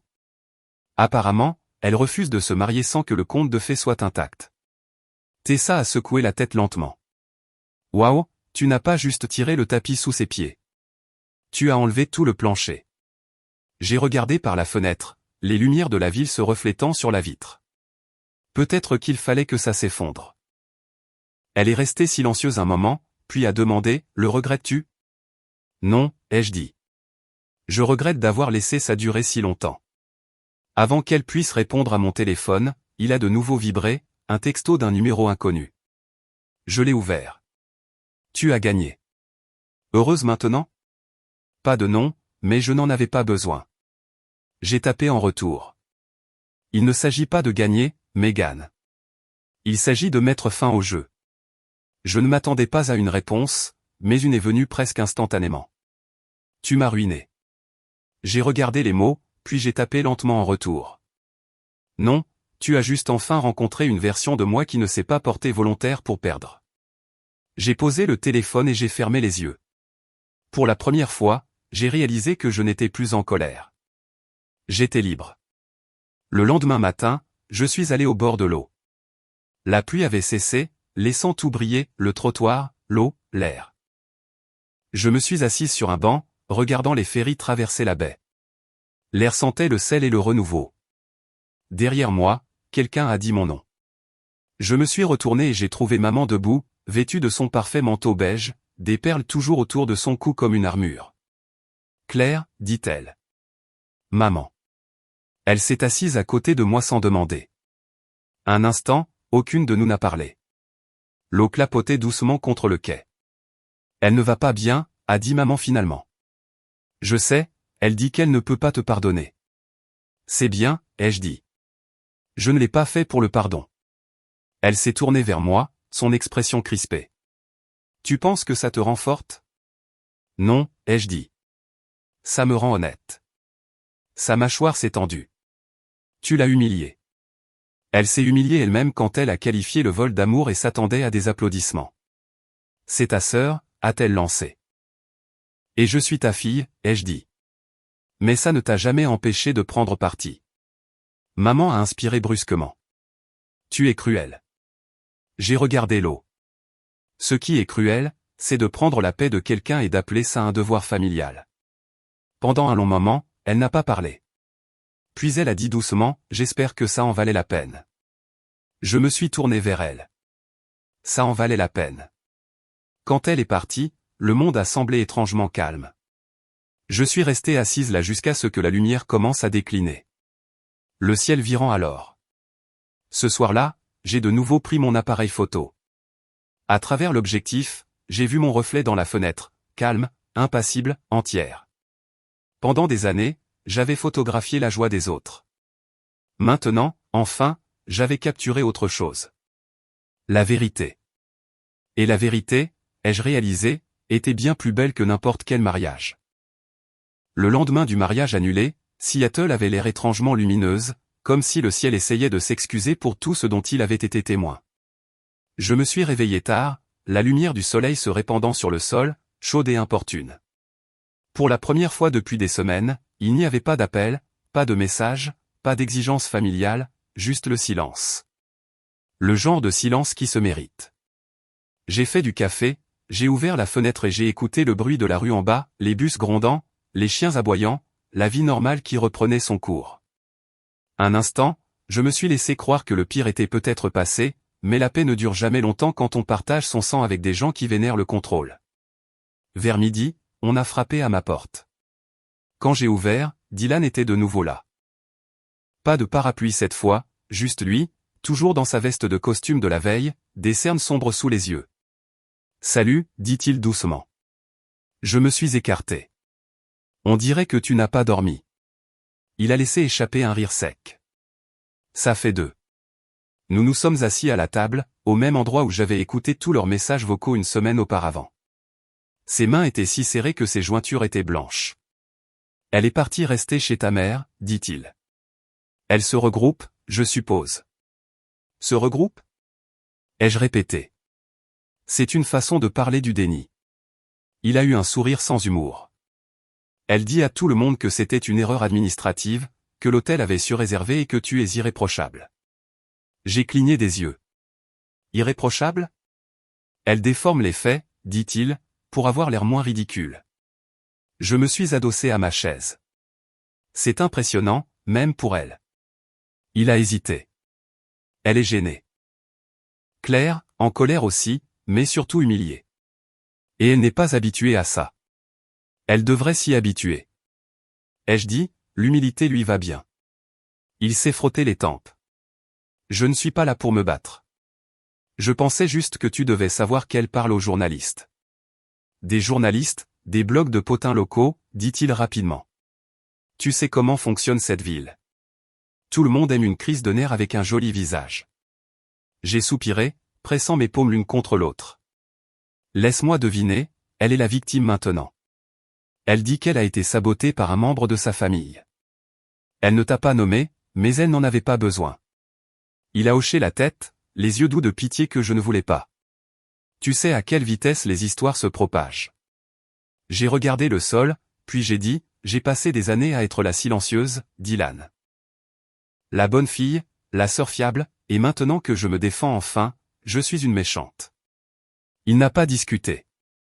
Il a juste dit, peut-être qu'il est temps que tu laisses tomber. J'ai croisé son regard. Laisser tomber quoi, la vérité? Non, dit-il. Le besoin de la prouver. Quelque chose à ce sujet m'a frappé plus profondément que prévu.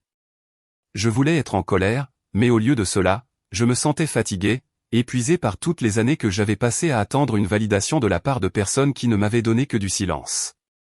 L'aimes-tu? Ai-je demandé. Il s'est figé. Quoi? L'aimes-tu encore? Ai-je répété, après tout ça?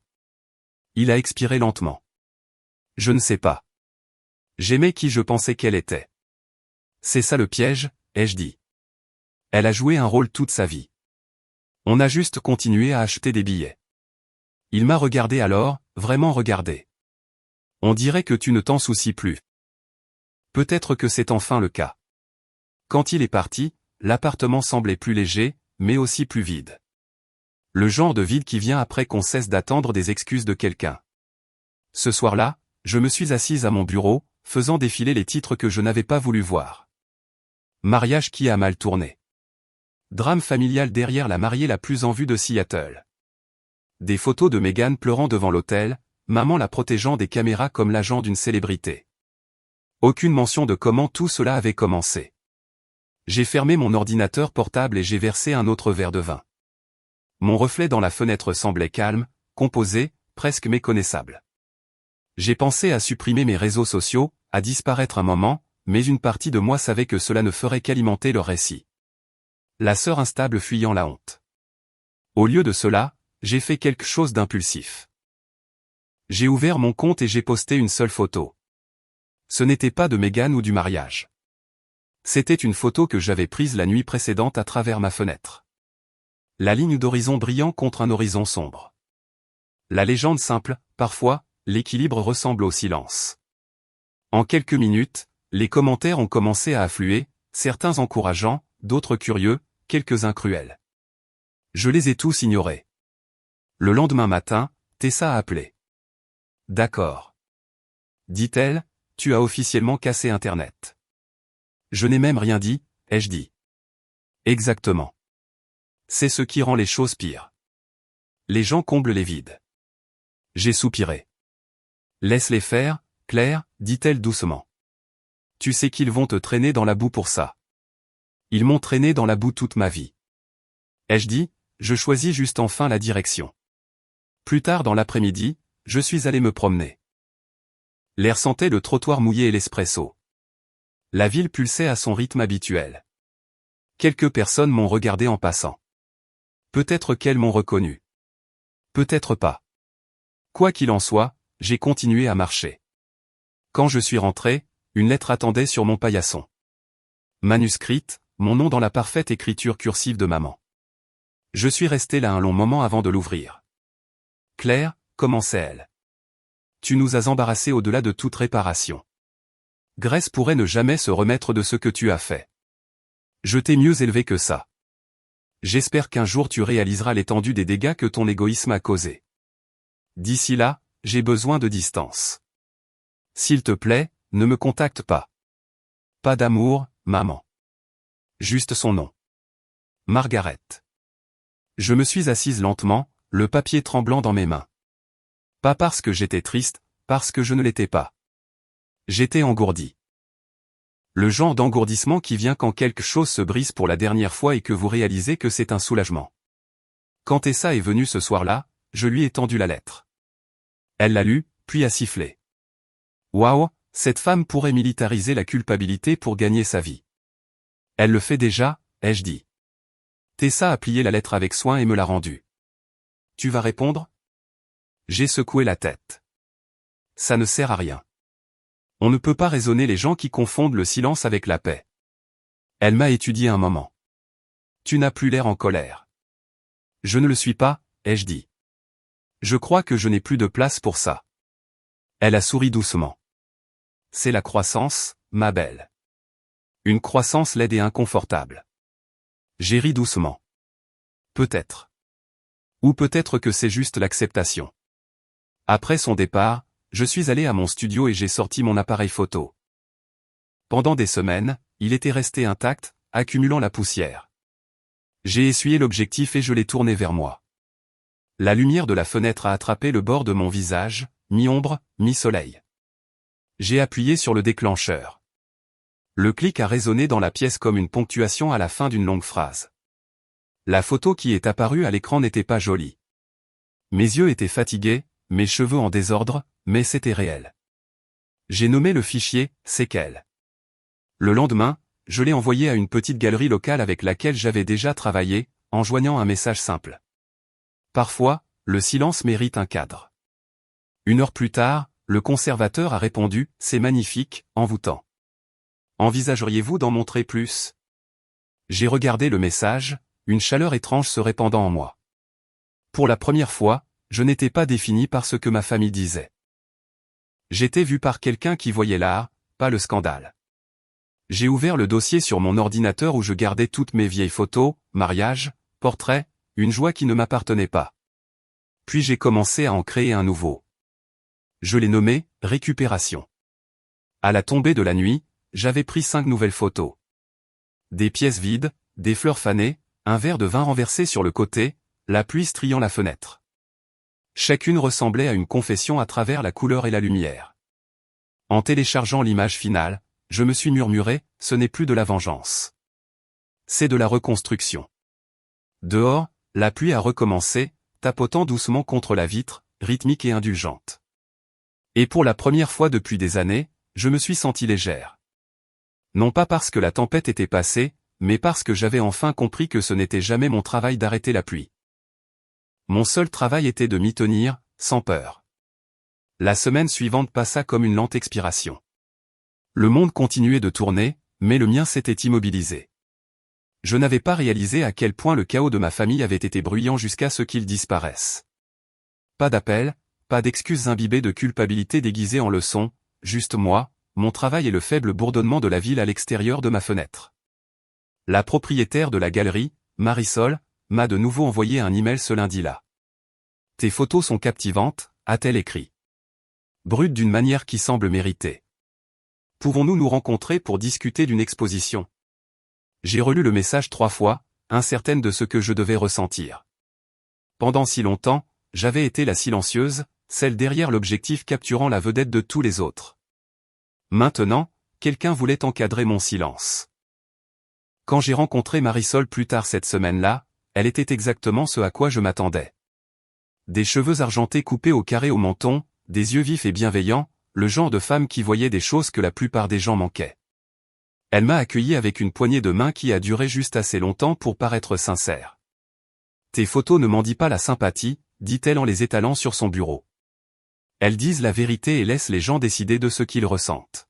« C'est tout ce que j'ai toujours voulu », ai-je dit doucement. Elle a souri. « Bien, car la vérité est la seule chose qui se vend encore. » Nous avons fixé une date pour une petite exposition dans 3 semaines. J'ai quitté son bureau les mains tremblantes, non pas de nervosité, mais de quelque chose que je n'avais pas ressenti depuis des années, la fierté. Quand je suis rentré, j'ai trouvé un nouveau message qui attendait sur mon téléphone. Numéro inconnu, mais les mots m'ont glacé. Tu penses que transformer ça en art te rend innocente? Pas de nom, pas de signature, mais je n'en avais pas besoin. Je pouvais presque entendre la voix de Megan dans le venin de chaque lettre. Je n'ai pas répondu. Au lieu de cela, j'ai éteint mon téléphone et je suis resté près de la fenêtre, regardant la pluie peindre la ville de traînées argentées. Le mercredi, l'histoire avait enfin commencé à s'estomper en ligne. Les blogs de potins avaient trouvé de nouveaux scandales. Les commentaires de pitié se sont taris et les gens sont passés à leur prochaine indignation. Mais pas ma famille. Ils ne sont jamais passés à autre chose. Ils se sont juste enfoncés plus profondément. Ce soir-là, papa a appelé. Sa voix était hésitante, calme. « Ta mère voulait que je prenne de tes nouvelles, dit-il. » J'ai failli rire. « Elle te parle encore, alors ?» Il a soupiré. « Tu sais comment elle est. Elle est gênée. »« Elle devrait l'être, ai-je dit. »« Claire, commença-t-il, sa voix lasse. Quoi que ce soit entre toi et ta sœur, c'est fini maintenant. N'est-il pas temps de laisser les choses guérir? La guérison exige l'honnêteté, ai-je dit. Et personne dans cette maison ne sait dire la vérité. Il est resté silencieux un long moment avant de dire, tu parles comme ton père. Je suis ta fille, ai-je dit.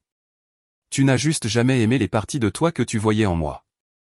Il n'a pas répondu, a juste murmuré un au revoir discret et a raccroché. Je n'ai pas pleuré. Je ne me sentais même pas triste. Je me sentais propre, comme si quelque chose de pourri avait enfin été enlevé. Plus tard dans la nuit, Tessa est venue avec du vin et des plats à emporter. Elle était pieds nus, les cheveux en désordre comme toujours. Tu as l'air plus légère, dit-elle en me tendant un verre. Je me sens plus légère. Elle a levé son verre. À la paix, alors. À la vérité, ai-je dit. Nous avons trinqué, le son doux et aigu à la fois. À mi-chemin du dîner, elle m'a regardé et a dit, alors, tu fais vraiment cette exposition? Ouais, ai-je dit. Marisol veut qu'elle se concentre sur le silence, sur la façon dont les gens y survivent. C'est lourd, a-t-elle dit. C'est réel, ai-je dit. De plus, j'en ai marre de prétendre que mon histoire n'a pas d'importance. Tessa s'est adossée, m'étudiant. Tu sais, tu as changé. Comment ça? Tu mesurais tout ce que tu faisais par la réaction de ta mère ou de ta sœur. Maintenant, tu existes, tout simplement. J'ai souri. La liberté me va bizarrement, n'est-ce pas? Ça te va bien, dit-elle. Après son départ, je me suis assise à mon bureau, regardant les photos à moitié finies étalées sur mon moniteur. Chacune racontait une version de la même histoire. Vide, réclamation, immobilité. Mais il manquait une photo, la pièce finale.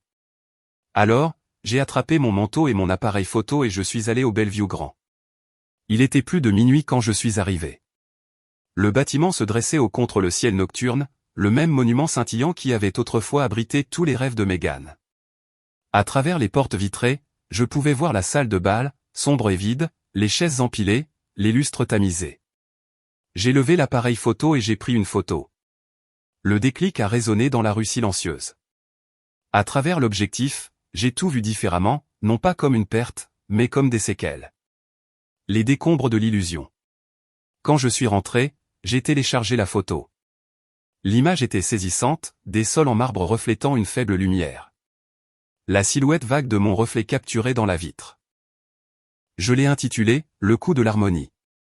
Le lendemain matin, Marisol a appelé. La dernière, dit-elle, elle est envoûtante. Elle doit être au centre de votre exposition. J'ai souri. C'est exactement de là qu'elle vient.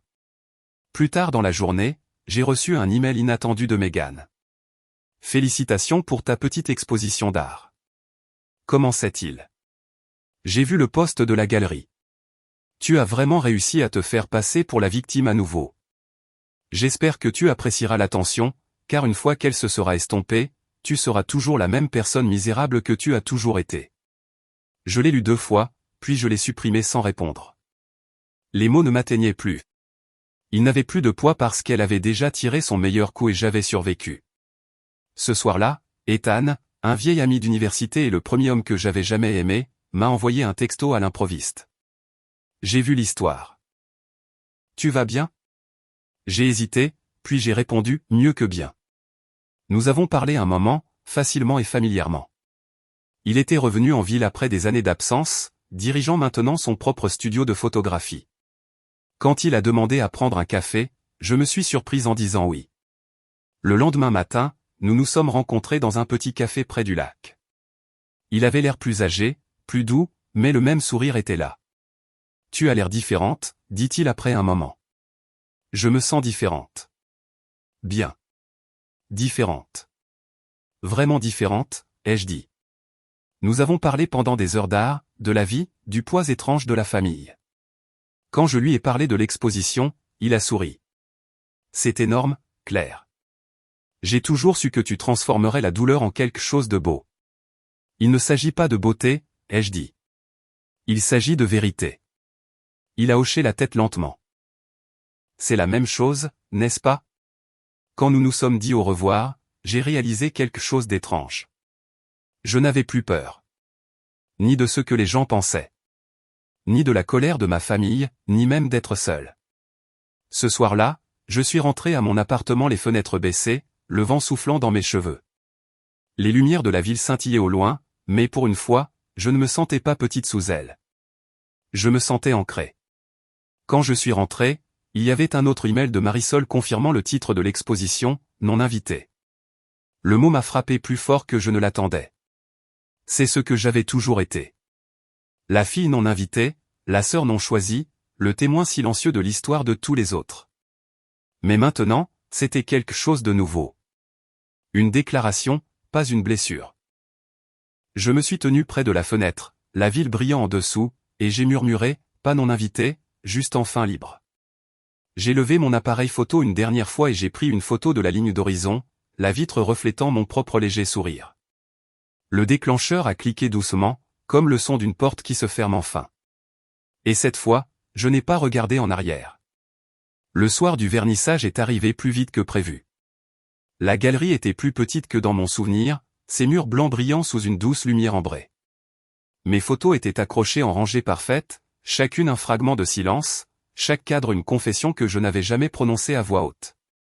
Les gens se déplaçaient lentement dans l'espace, chuchotant comme on le fait dans les églises. C'était approprié. L'air semblait sacré, lourd de quelque chose comme la vérité. Marisol s'affairait, ses cheveux argentés captant la lumière. Ils adorent, a-t-elle murmuré, hochant la tête vers un petit groupe rassemblé autour du coup de l'harmonie. Tu as fait quelque chose de courageux, Claire. J'ai souri faiblement. Ça ne semble pas courageux. Juste nécessaire. C'est la même chose, dit-elle. Tessa est arrivée quelques minutes plus tard, tout en rouge à lèvres et en chaos. Mon Dieu, regarde-toi, dit-elle en me serrant dans ses bras. Tu es pratiquement rayonnante. C'est l'éclairage, ai-je dit. C'est la libération, a-t-elle corrigé. Tu devrais l'encadrer aussi. J'ai ri, bien que mon estomac se soit noué. Mon nom imprimé sur le mur à côté du titre, non invité par Claire Callaway, semblait surréaliste. Pendant des années, j'avais été invisible dans ma propre famille, et maintenant des étrangers payaient pour me voir. Alors que la foule se dispersait et que le brouhaha augmentait, je l'ai remarqué. Dylan, debout près du mur du fond dans un costume sombre, sans cravate, les mains enfouies dans ses poches. Il avait l'air plus âgé, plus lourd en quelque sorte. Quand nos regards se sont croisés, il a fait un petit signe de tête polie. Je n'ai pas bougé vers lui. Pas encore. Tessa l'a remarqué aussi. Oh, là là, a-t-elle murmuré. Des ennuis en chaussures de marque. Je peux gérer, ai-je dit. Je sais que tu peux, a-t-elle dit. Mais j'ai quand même mon téléphone prêt au cas où tu aurais besoin d'une distraction. Quand la foule s'est éclaircie autour de la pièce maîtresse, Dylan s'est enfin approché. Impressionnant, dit-il doucement. Tu as toujours eu un œil pour la vérité. La vérité a tendance à se cacher à la vue de tous, ai-je dit. Il a hoché la tête, regardant autour de lui. Megan détesterait ça. J'y compte bien. Il a soupiré, se frottant la nuque. Elle ne va pas bien. Ta mère non plus. Je sais. Ai-je dit, les gens me le disent. Elle voulait que je vienne. A-t-il admis? Elle a dit que peut-être que si je le voyais, je te comprendrais. Et est-ce que tu comprends? Il m'a regardé longuement avant de répondre. Oui, dit-il. Je crois que oui. J'ai croisé les bras. Ça doit rendre les choses gênantes à la maison. Il a souri faiblement. Nous ne vivons pas ensemble en ce moment. Elle me reproche de ne pas l'avoir défendue, dit-il. Mais la vérité, c'est que je pense qu'elle n'a plus personne derrière qui se cacher. Il y avait quelque chose de triste dans ses yeux, une fatigue silencieuse que je reconnaissais. Tu l'aimes toujours, ai-je dit. Il a hésité. Peut-être, mais pas la version d'elle qui existe maintenant. C'est la seule version qu'elle a jamais montrée, ai-je dit doucement. Il m'a étudié un long moment, puis a dit, elle est jalouse de toi, tu sais. Elle l'a toujours été. J'ai failli rire. Jalouse de quoi? De ton calme, a-t-il dit. Tu ne m'en dis pas l'approbation comme elle le fait. Je le faisais avant, ai-je dit. Mais ça ne m'a jamais rien apporté qui vaille la peine d'être gardé. Avant qu'il puisse répondre, Marisol m'a appelé pour me présenter à un journaliste d'art local. Je me suis excusé et je l'ai laissé debout près du mur. Son reflet se fracturait sur le cadre en verre à côté de lui. Le journaliste a posé des questions sur l'inspiration, sur la guérison, sur l'art comme thérapie. J'ai répondu automatiquement, ma voix égale, mais une partie de moi continuait de jeter un coup d'œil vers le coin où Dylan avait été. Quand j'ai regardé à nouveau, il était parti. Alors que la nuit touchait à sa fin, les gens ont commencé à partir, murmurant des mots gentils et des félicitations. Tessa est restée jusqu'à la fin, m'aidant à ramasser les verres égarés et les brochures restantes. Tu l'as fait, dit-elle en passant un bras autour de mes épaules. Tu as fait quelque chose de beau à partir du désordre. J'ai souri. Peut-être que c'est tout ce qu'est l'art, nettoyer ce que les gens gâchent. Elle a ri doucement. Alors, et maintenant? Maintenant, je me repose, ai-je dit. Pour la première fois depuis des années. Le lendemain matin, je me suis réveillé sous la lumière du soleil qui filtrait à travers les rideaux. Mon téléphone a vibré. Des messages de Marisol, d'amis, même d'inconnus qui m'identifiaient en ligne. Des photos de l'exposition s'étaient rapidement répandues, avec des légendes pleines de mots comme « résilience » et « renaissance ». Puis j'ai vu un message qui m'a glacé. De maman. J'ai vu les photos. Elles sont magnifiques. Douloureuses mais magnifiques. Je n'avais jamais réalisé à quel point je ne voyais pas. J'ai relu le message 3 fois avant de poser le téléphone. Ce n'étaient pas des excuses. Pas exactement, mais c'était quelque chose. Une fissure dans l'armure. Cet après-midi-là, je suis allé au lac, au même endroit où j'avais l'habitude de m'asseoir quand j'étais enfant, les genoux ramenés contre ma poitrine, regardant l'eau onduler. Il avait le même aspect, toujours gris, patient. J'ai sorti mon appareil photo et j'ai pris une photo. L'objectif a capté le faible scintillement du soleil à la surface, doux comme le pardon. Quand je suis rentré, il y avait un autre email qui attendait. Celui-ci de Megan. Je suis allé à la galerie. Je ne sais pas à quoi je m'attendais, mais ce n'était pas ça. Tu as fait en sorte que ça ressemble à de l'art au lieu de la destruction. Les gens pleuraient. Une femme a dit que ça lui rappelait son divorce.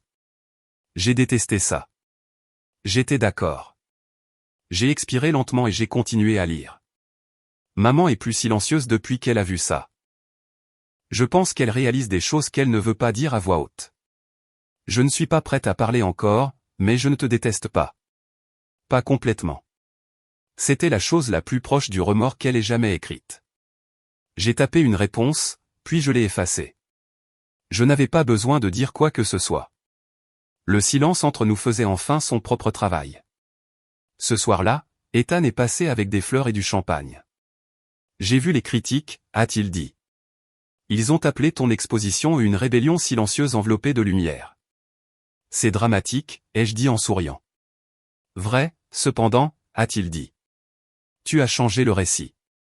J'ai versé un verre à chacun de nous. Peut-être. Ou peut-être que j'ai juste arrêté de vivre dans le leur.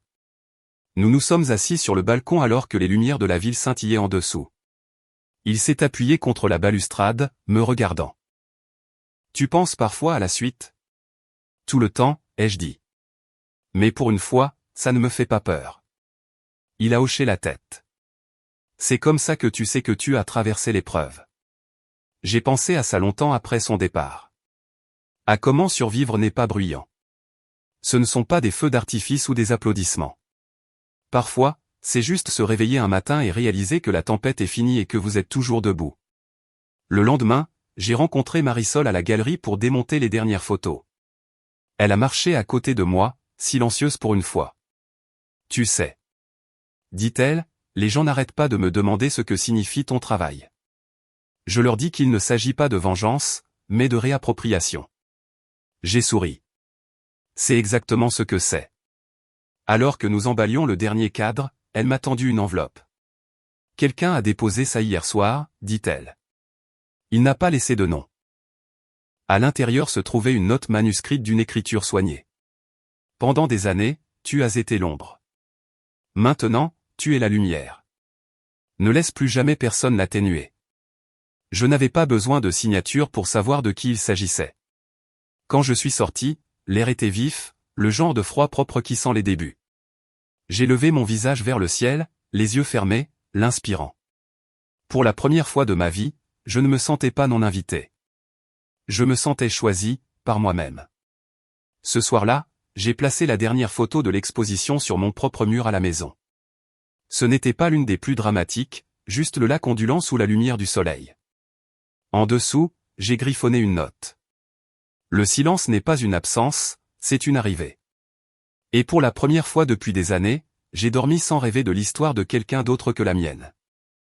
Les semaines après l'exposition ont semblé étranges, comme marcher dans le calme après une tempête. Le monde avait la même apparence. Même ville, même routine, mais tout en moi avait changé. Je me réveillais plus tôt, buvais mon café plus lentement. Je laissais le silence s'installer sans essayer de le combler. La paix n'était pas bruyante. Elle ne s'annonçait pas. Elle attendait juste que vous la remarquiez. L'exposition était terminée, mais les ondulations continuaient de se propager. Quelques magazines ont écrit des articles à ce sujet. Des mots comme guérison, défi, résilience féminine ont été utilisés. Marisol a envoyé un email disant qu'une galerie à Portland voulait présenter mon travail ensuite. J'ai lu son message 3 fois avant de répondre oui, non pas parce que j'avais besoin de visibilité, mais parce que je me sentais enfin prête à être vue. Un soir, alors que le soleil déclinait derrière la ligne d'horizon, j'ai reçu un autre email de Megan. J'ai pensé à ce que tu as dit, sur l'équilibre, sur la vérité. Je ne sais pas si je crois que tu as raison, mais je ne pense pas que tu aies eu tort non plus. Ce n'était pas grand-chose, mais c'était assez pour me faire marquer une pause. Le ton était différent cette fois. Pas de venin, pas d'apitoiement, juste de l'épuisement. Quelques jours plus tard, papa a appelé. Ta sœur veut parler, dit-il doucement. Parler ou faire une performance ? Parler, dit-il, juste vous deux. Je n'ai pas répondu tout de suite. Ou, a-t-elle dit, elle viendra chez toi. J'ai failli dire non. Mais quelque chose dans sa voix, douce, pleine d'espoir, lasse, m'a fait m'arrêter. D'accord, ai-je dit. Demain. Cette nuit-là, j'ai à peine dormi. Chaque souvenir de Megan défilait dans mon esprit comme une vieille bobine de film. Les disputes, les rires, la rivalité tacite qui avait poussé comme du lierre entre nous. Je ne savais pas à quoi m'attendre, mais je savais que je ne voulais pas d'une autre scène du même scénario. Quand elle est arrivée l'après-midi suivant, elle semblait plus petite en quelque sorte. Pas de maquillage, pas de talons, ses cheveux tirés en une tresse lâche. Elle se tenait dans l'embrasure de la porte comme si elle n'était pas sûre d'être la bienvenue. « Salut », dit-elle. « Salut. » Un instant, aucune de nous n'a bougé. Puis je me suis écarté. « Entre. » Elle est entrée lentement, ses yeux parcourant les murs. La photo encadrée du lac, celle de l'exposition, était accrochée dans le salon. Elle s'est arrêtée devant. « C'est magnifique », dit-elle. « Merci. C'est différent de voir ton travail en personne, dit-elle doucement. En ligne, ça a l'air plus froid ici. Ça semble vivant. » J'ai versé 2 tasses de thé et je lui en ai tendu une. Nous nous sommes assises à la table, au même endroit où maman avait un jour crié.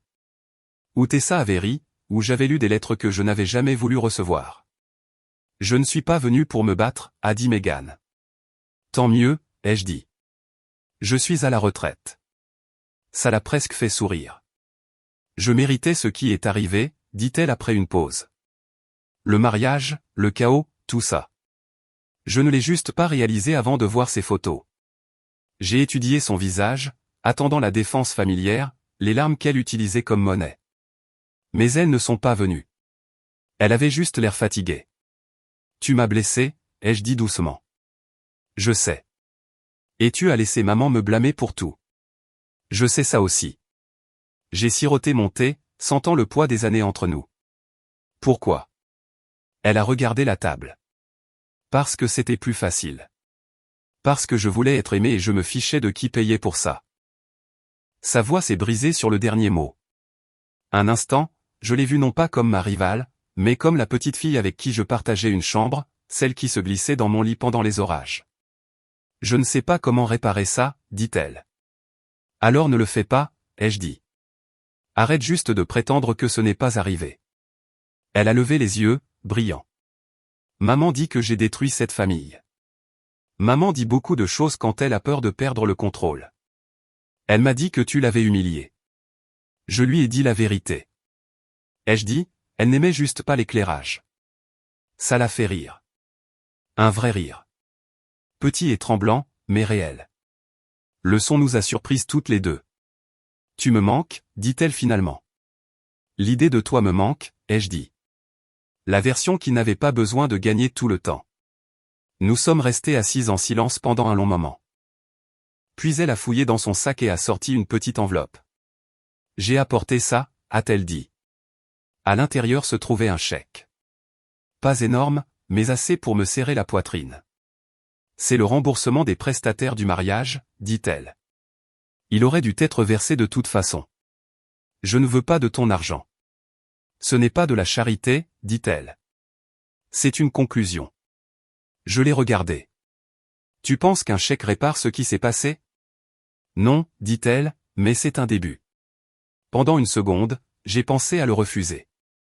Puis j'ai réalisé que ce n'était pas une question d'argent. Il s'agissait d'elle qui reconnaissait enfin la dette. Je l'ai plié une fois et je l'ai mis de côté. Merci. Elle a expiré, le soulagement vacillant sur son visage. Tu es vraiment différente maintenant, dit-elle doucement. Je devais l'être, ai-je dit. L'ancienne version de moi n'a pas survécu à cette famille. Elle a hoché la tête lentement. Peut-être qu'il est temps que j'arrête d'être la version que maman a créée, aussi. Nous avons fini notre thé sans parler. Le silence n'était pas tendu cette fois. Il était plein, lourd, mais doux. Avant de partir, elle s'est arrêtée près de la porte. Penses-tu que maman nous pardonnera un jour? Peut-être. Ai-je dit. Mais ce n'est plus notre travail.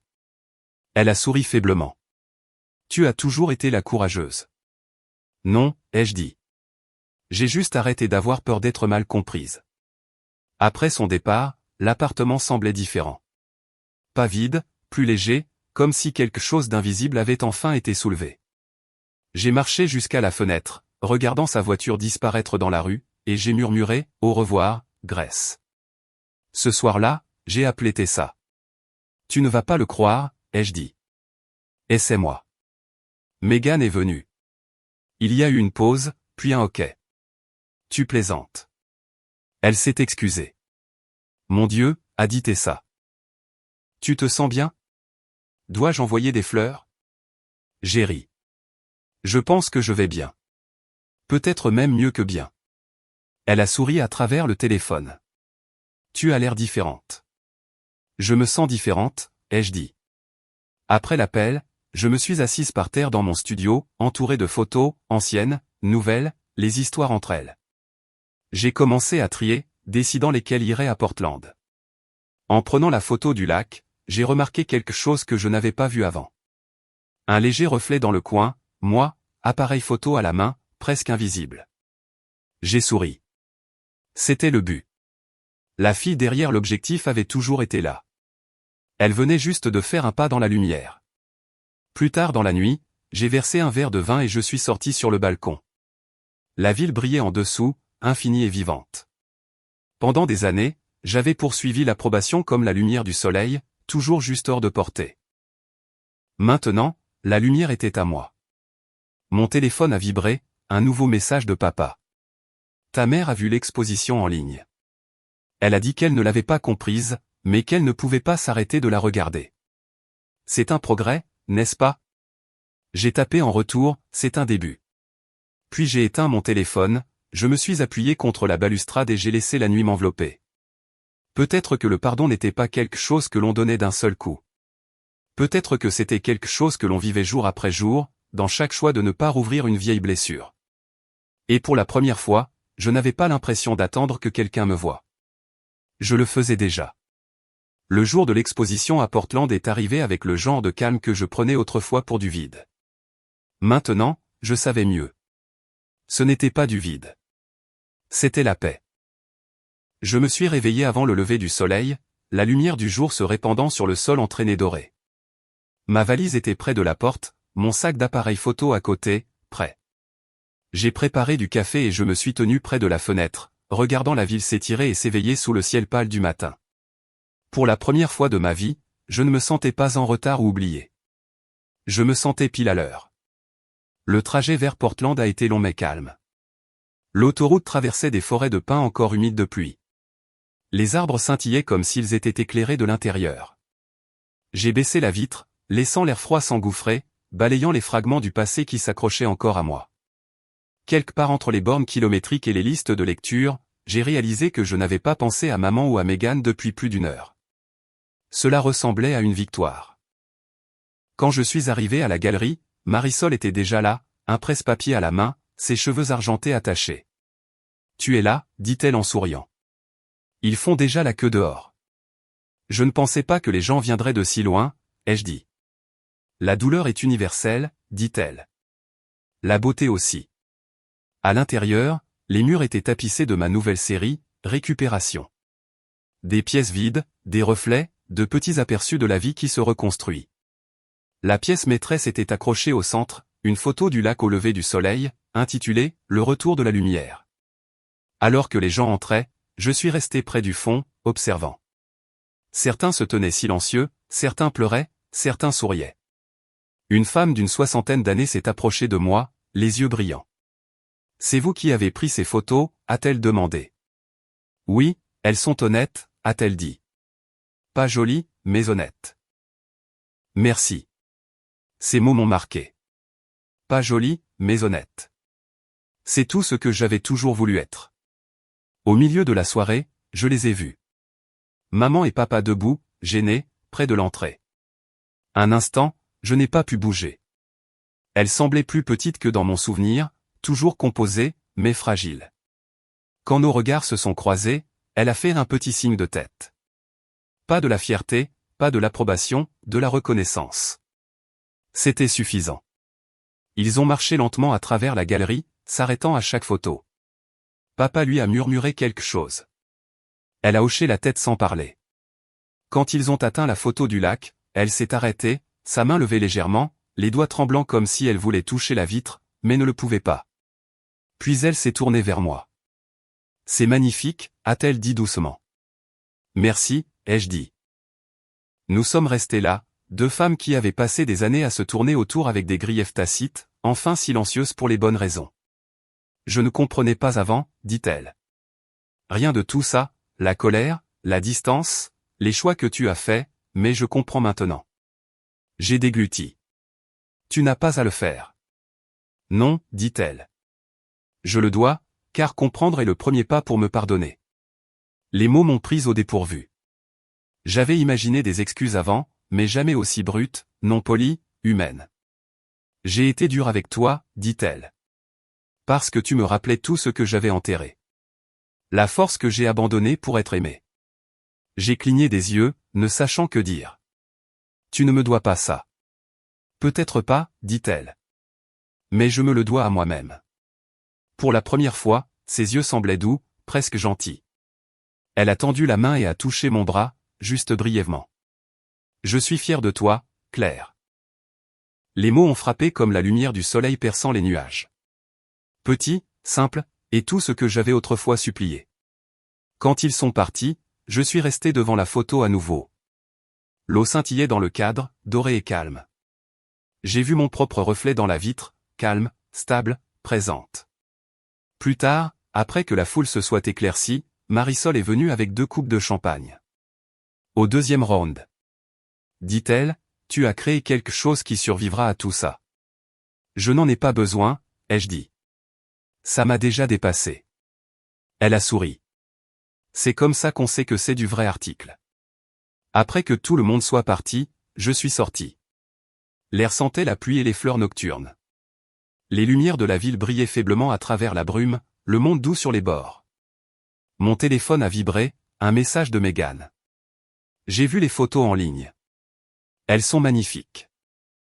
Peut-être qu'un jour je les verrai en personne. J'ai tapé en retour. Tu auras toujours un billet. 3 points sont apparus, puis ont disparu. Aucune réponse n'est venue. C'était bien. Certains silences n'avaient pas besoin d'être rompus pour signifier quelque chose. Je suis rentré le lendemain matin. Le monde lavé par la pluie. À mi-chemin, je me suis arrêté au lac, le même que sur la photo. L'eau était calme, reflétant un ciel strié d'or.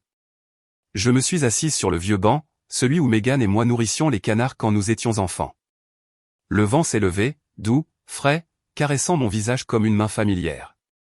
J'ai sorti mon appareil photo et j'ai pris une dernière photo, non pas du lac cette fois, mais de l'espace vide à côté de moi. Ce n'était plus de la solitude. C'était de la liberté. Quand je suis rentré, j'ai encadré la photo et je l'ai accrochée à côté des autres. Le mur était maintenant une chronologie, un témoignage silencieux de tout ce que j'avais survécu.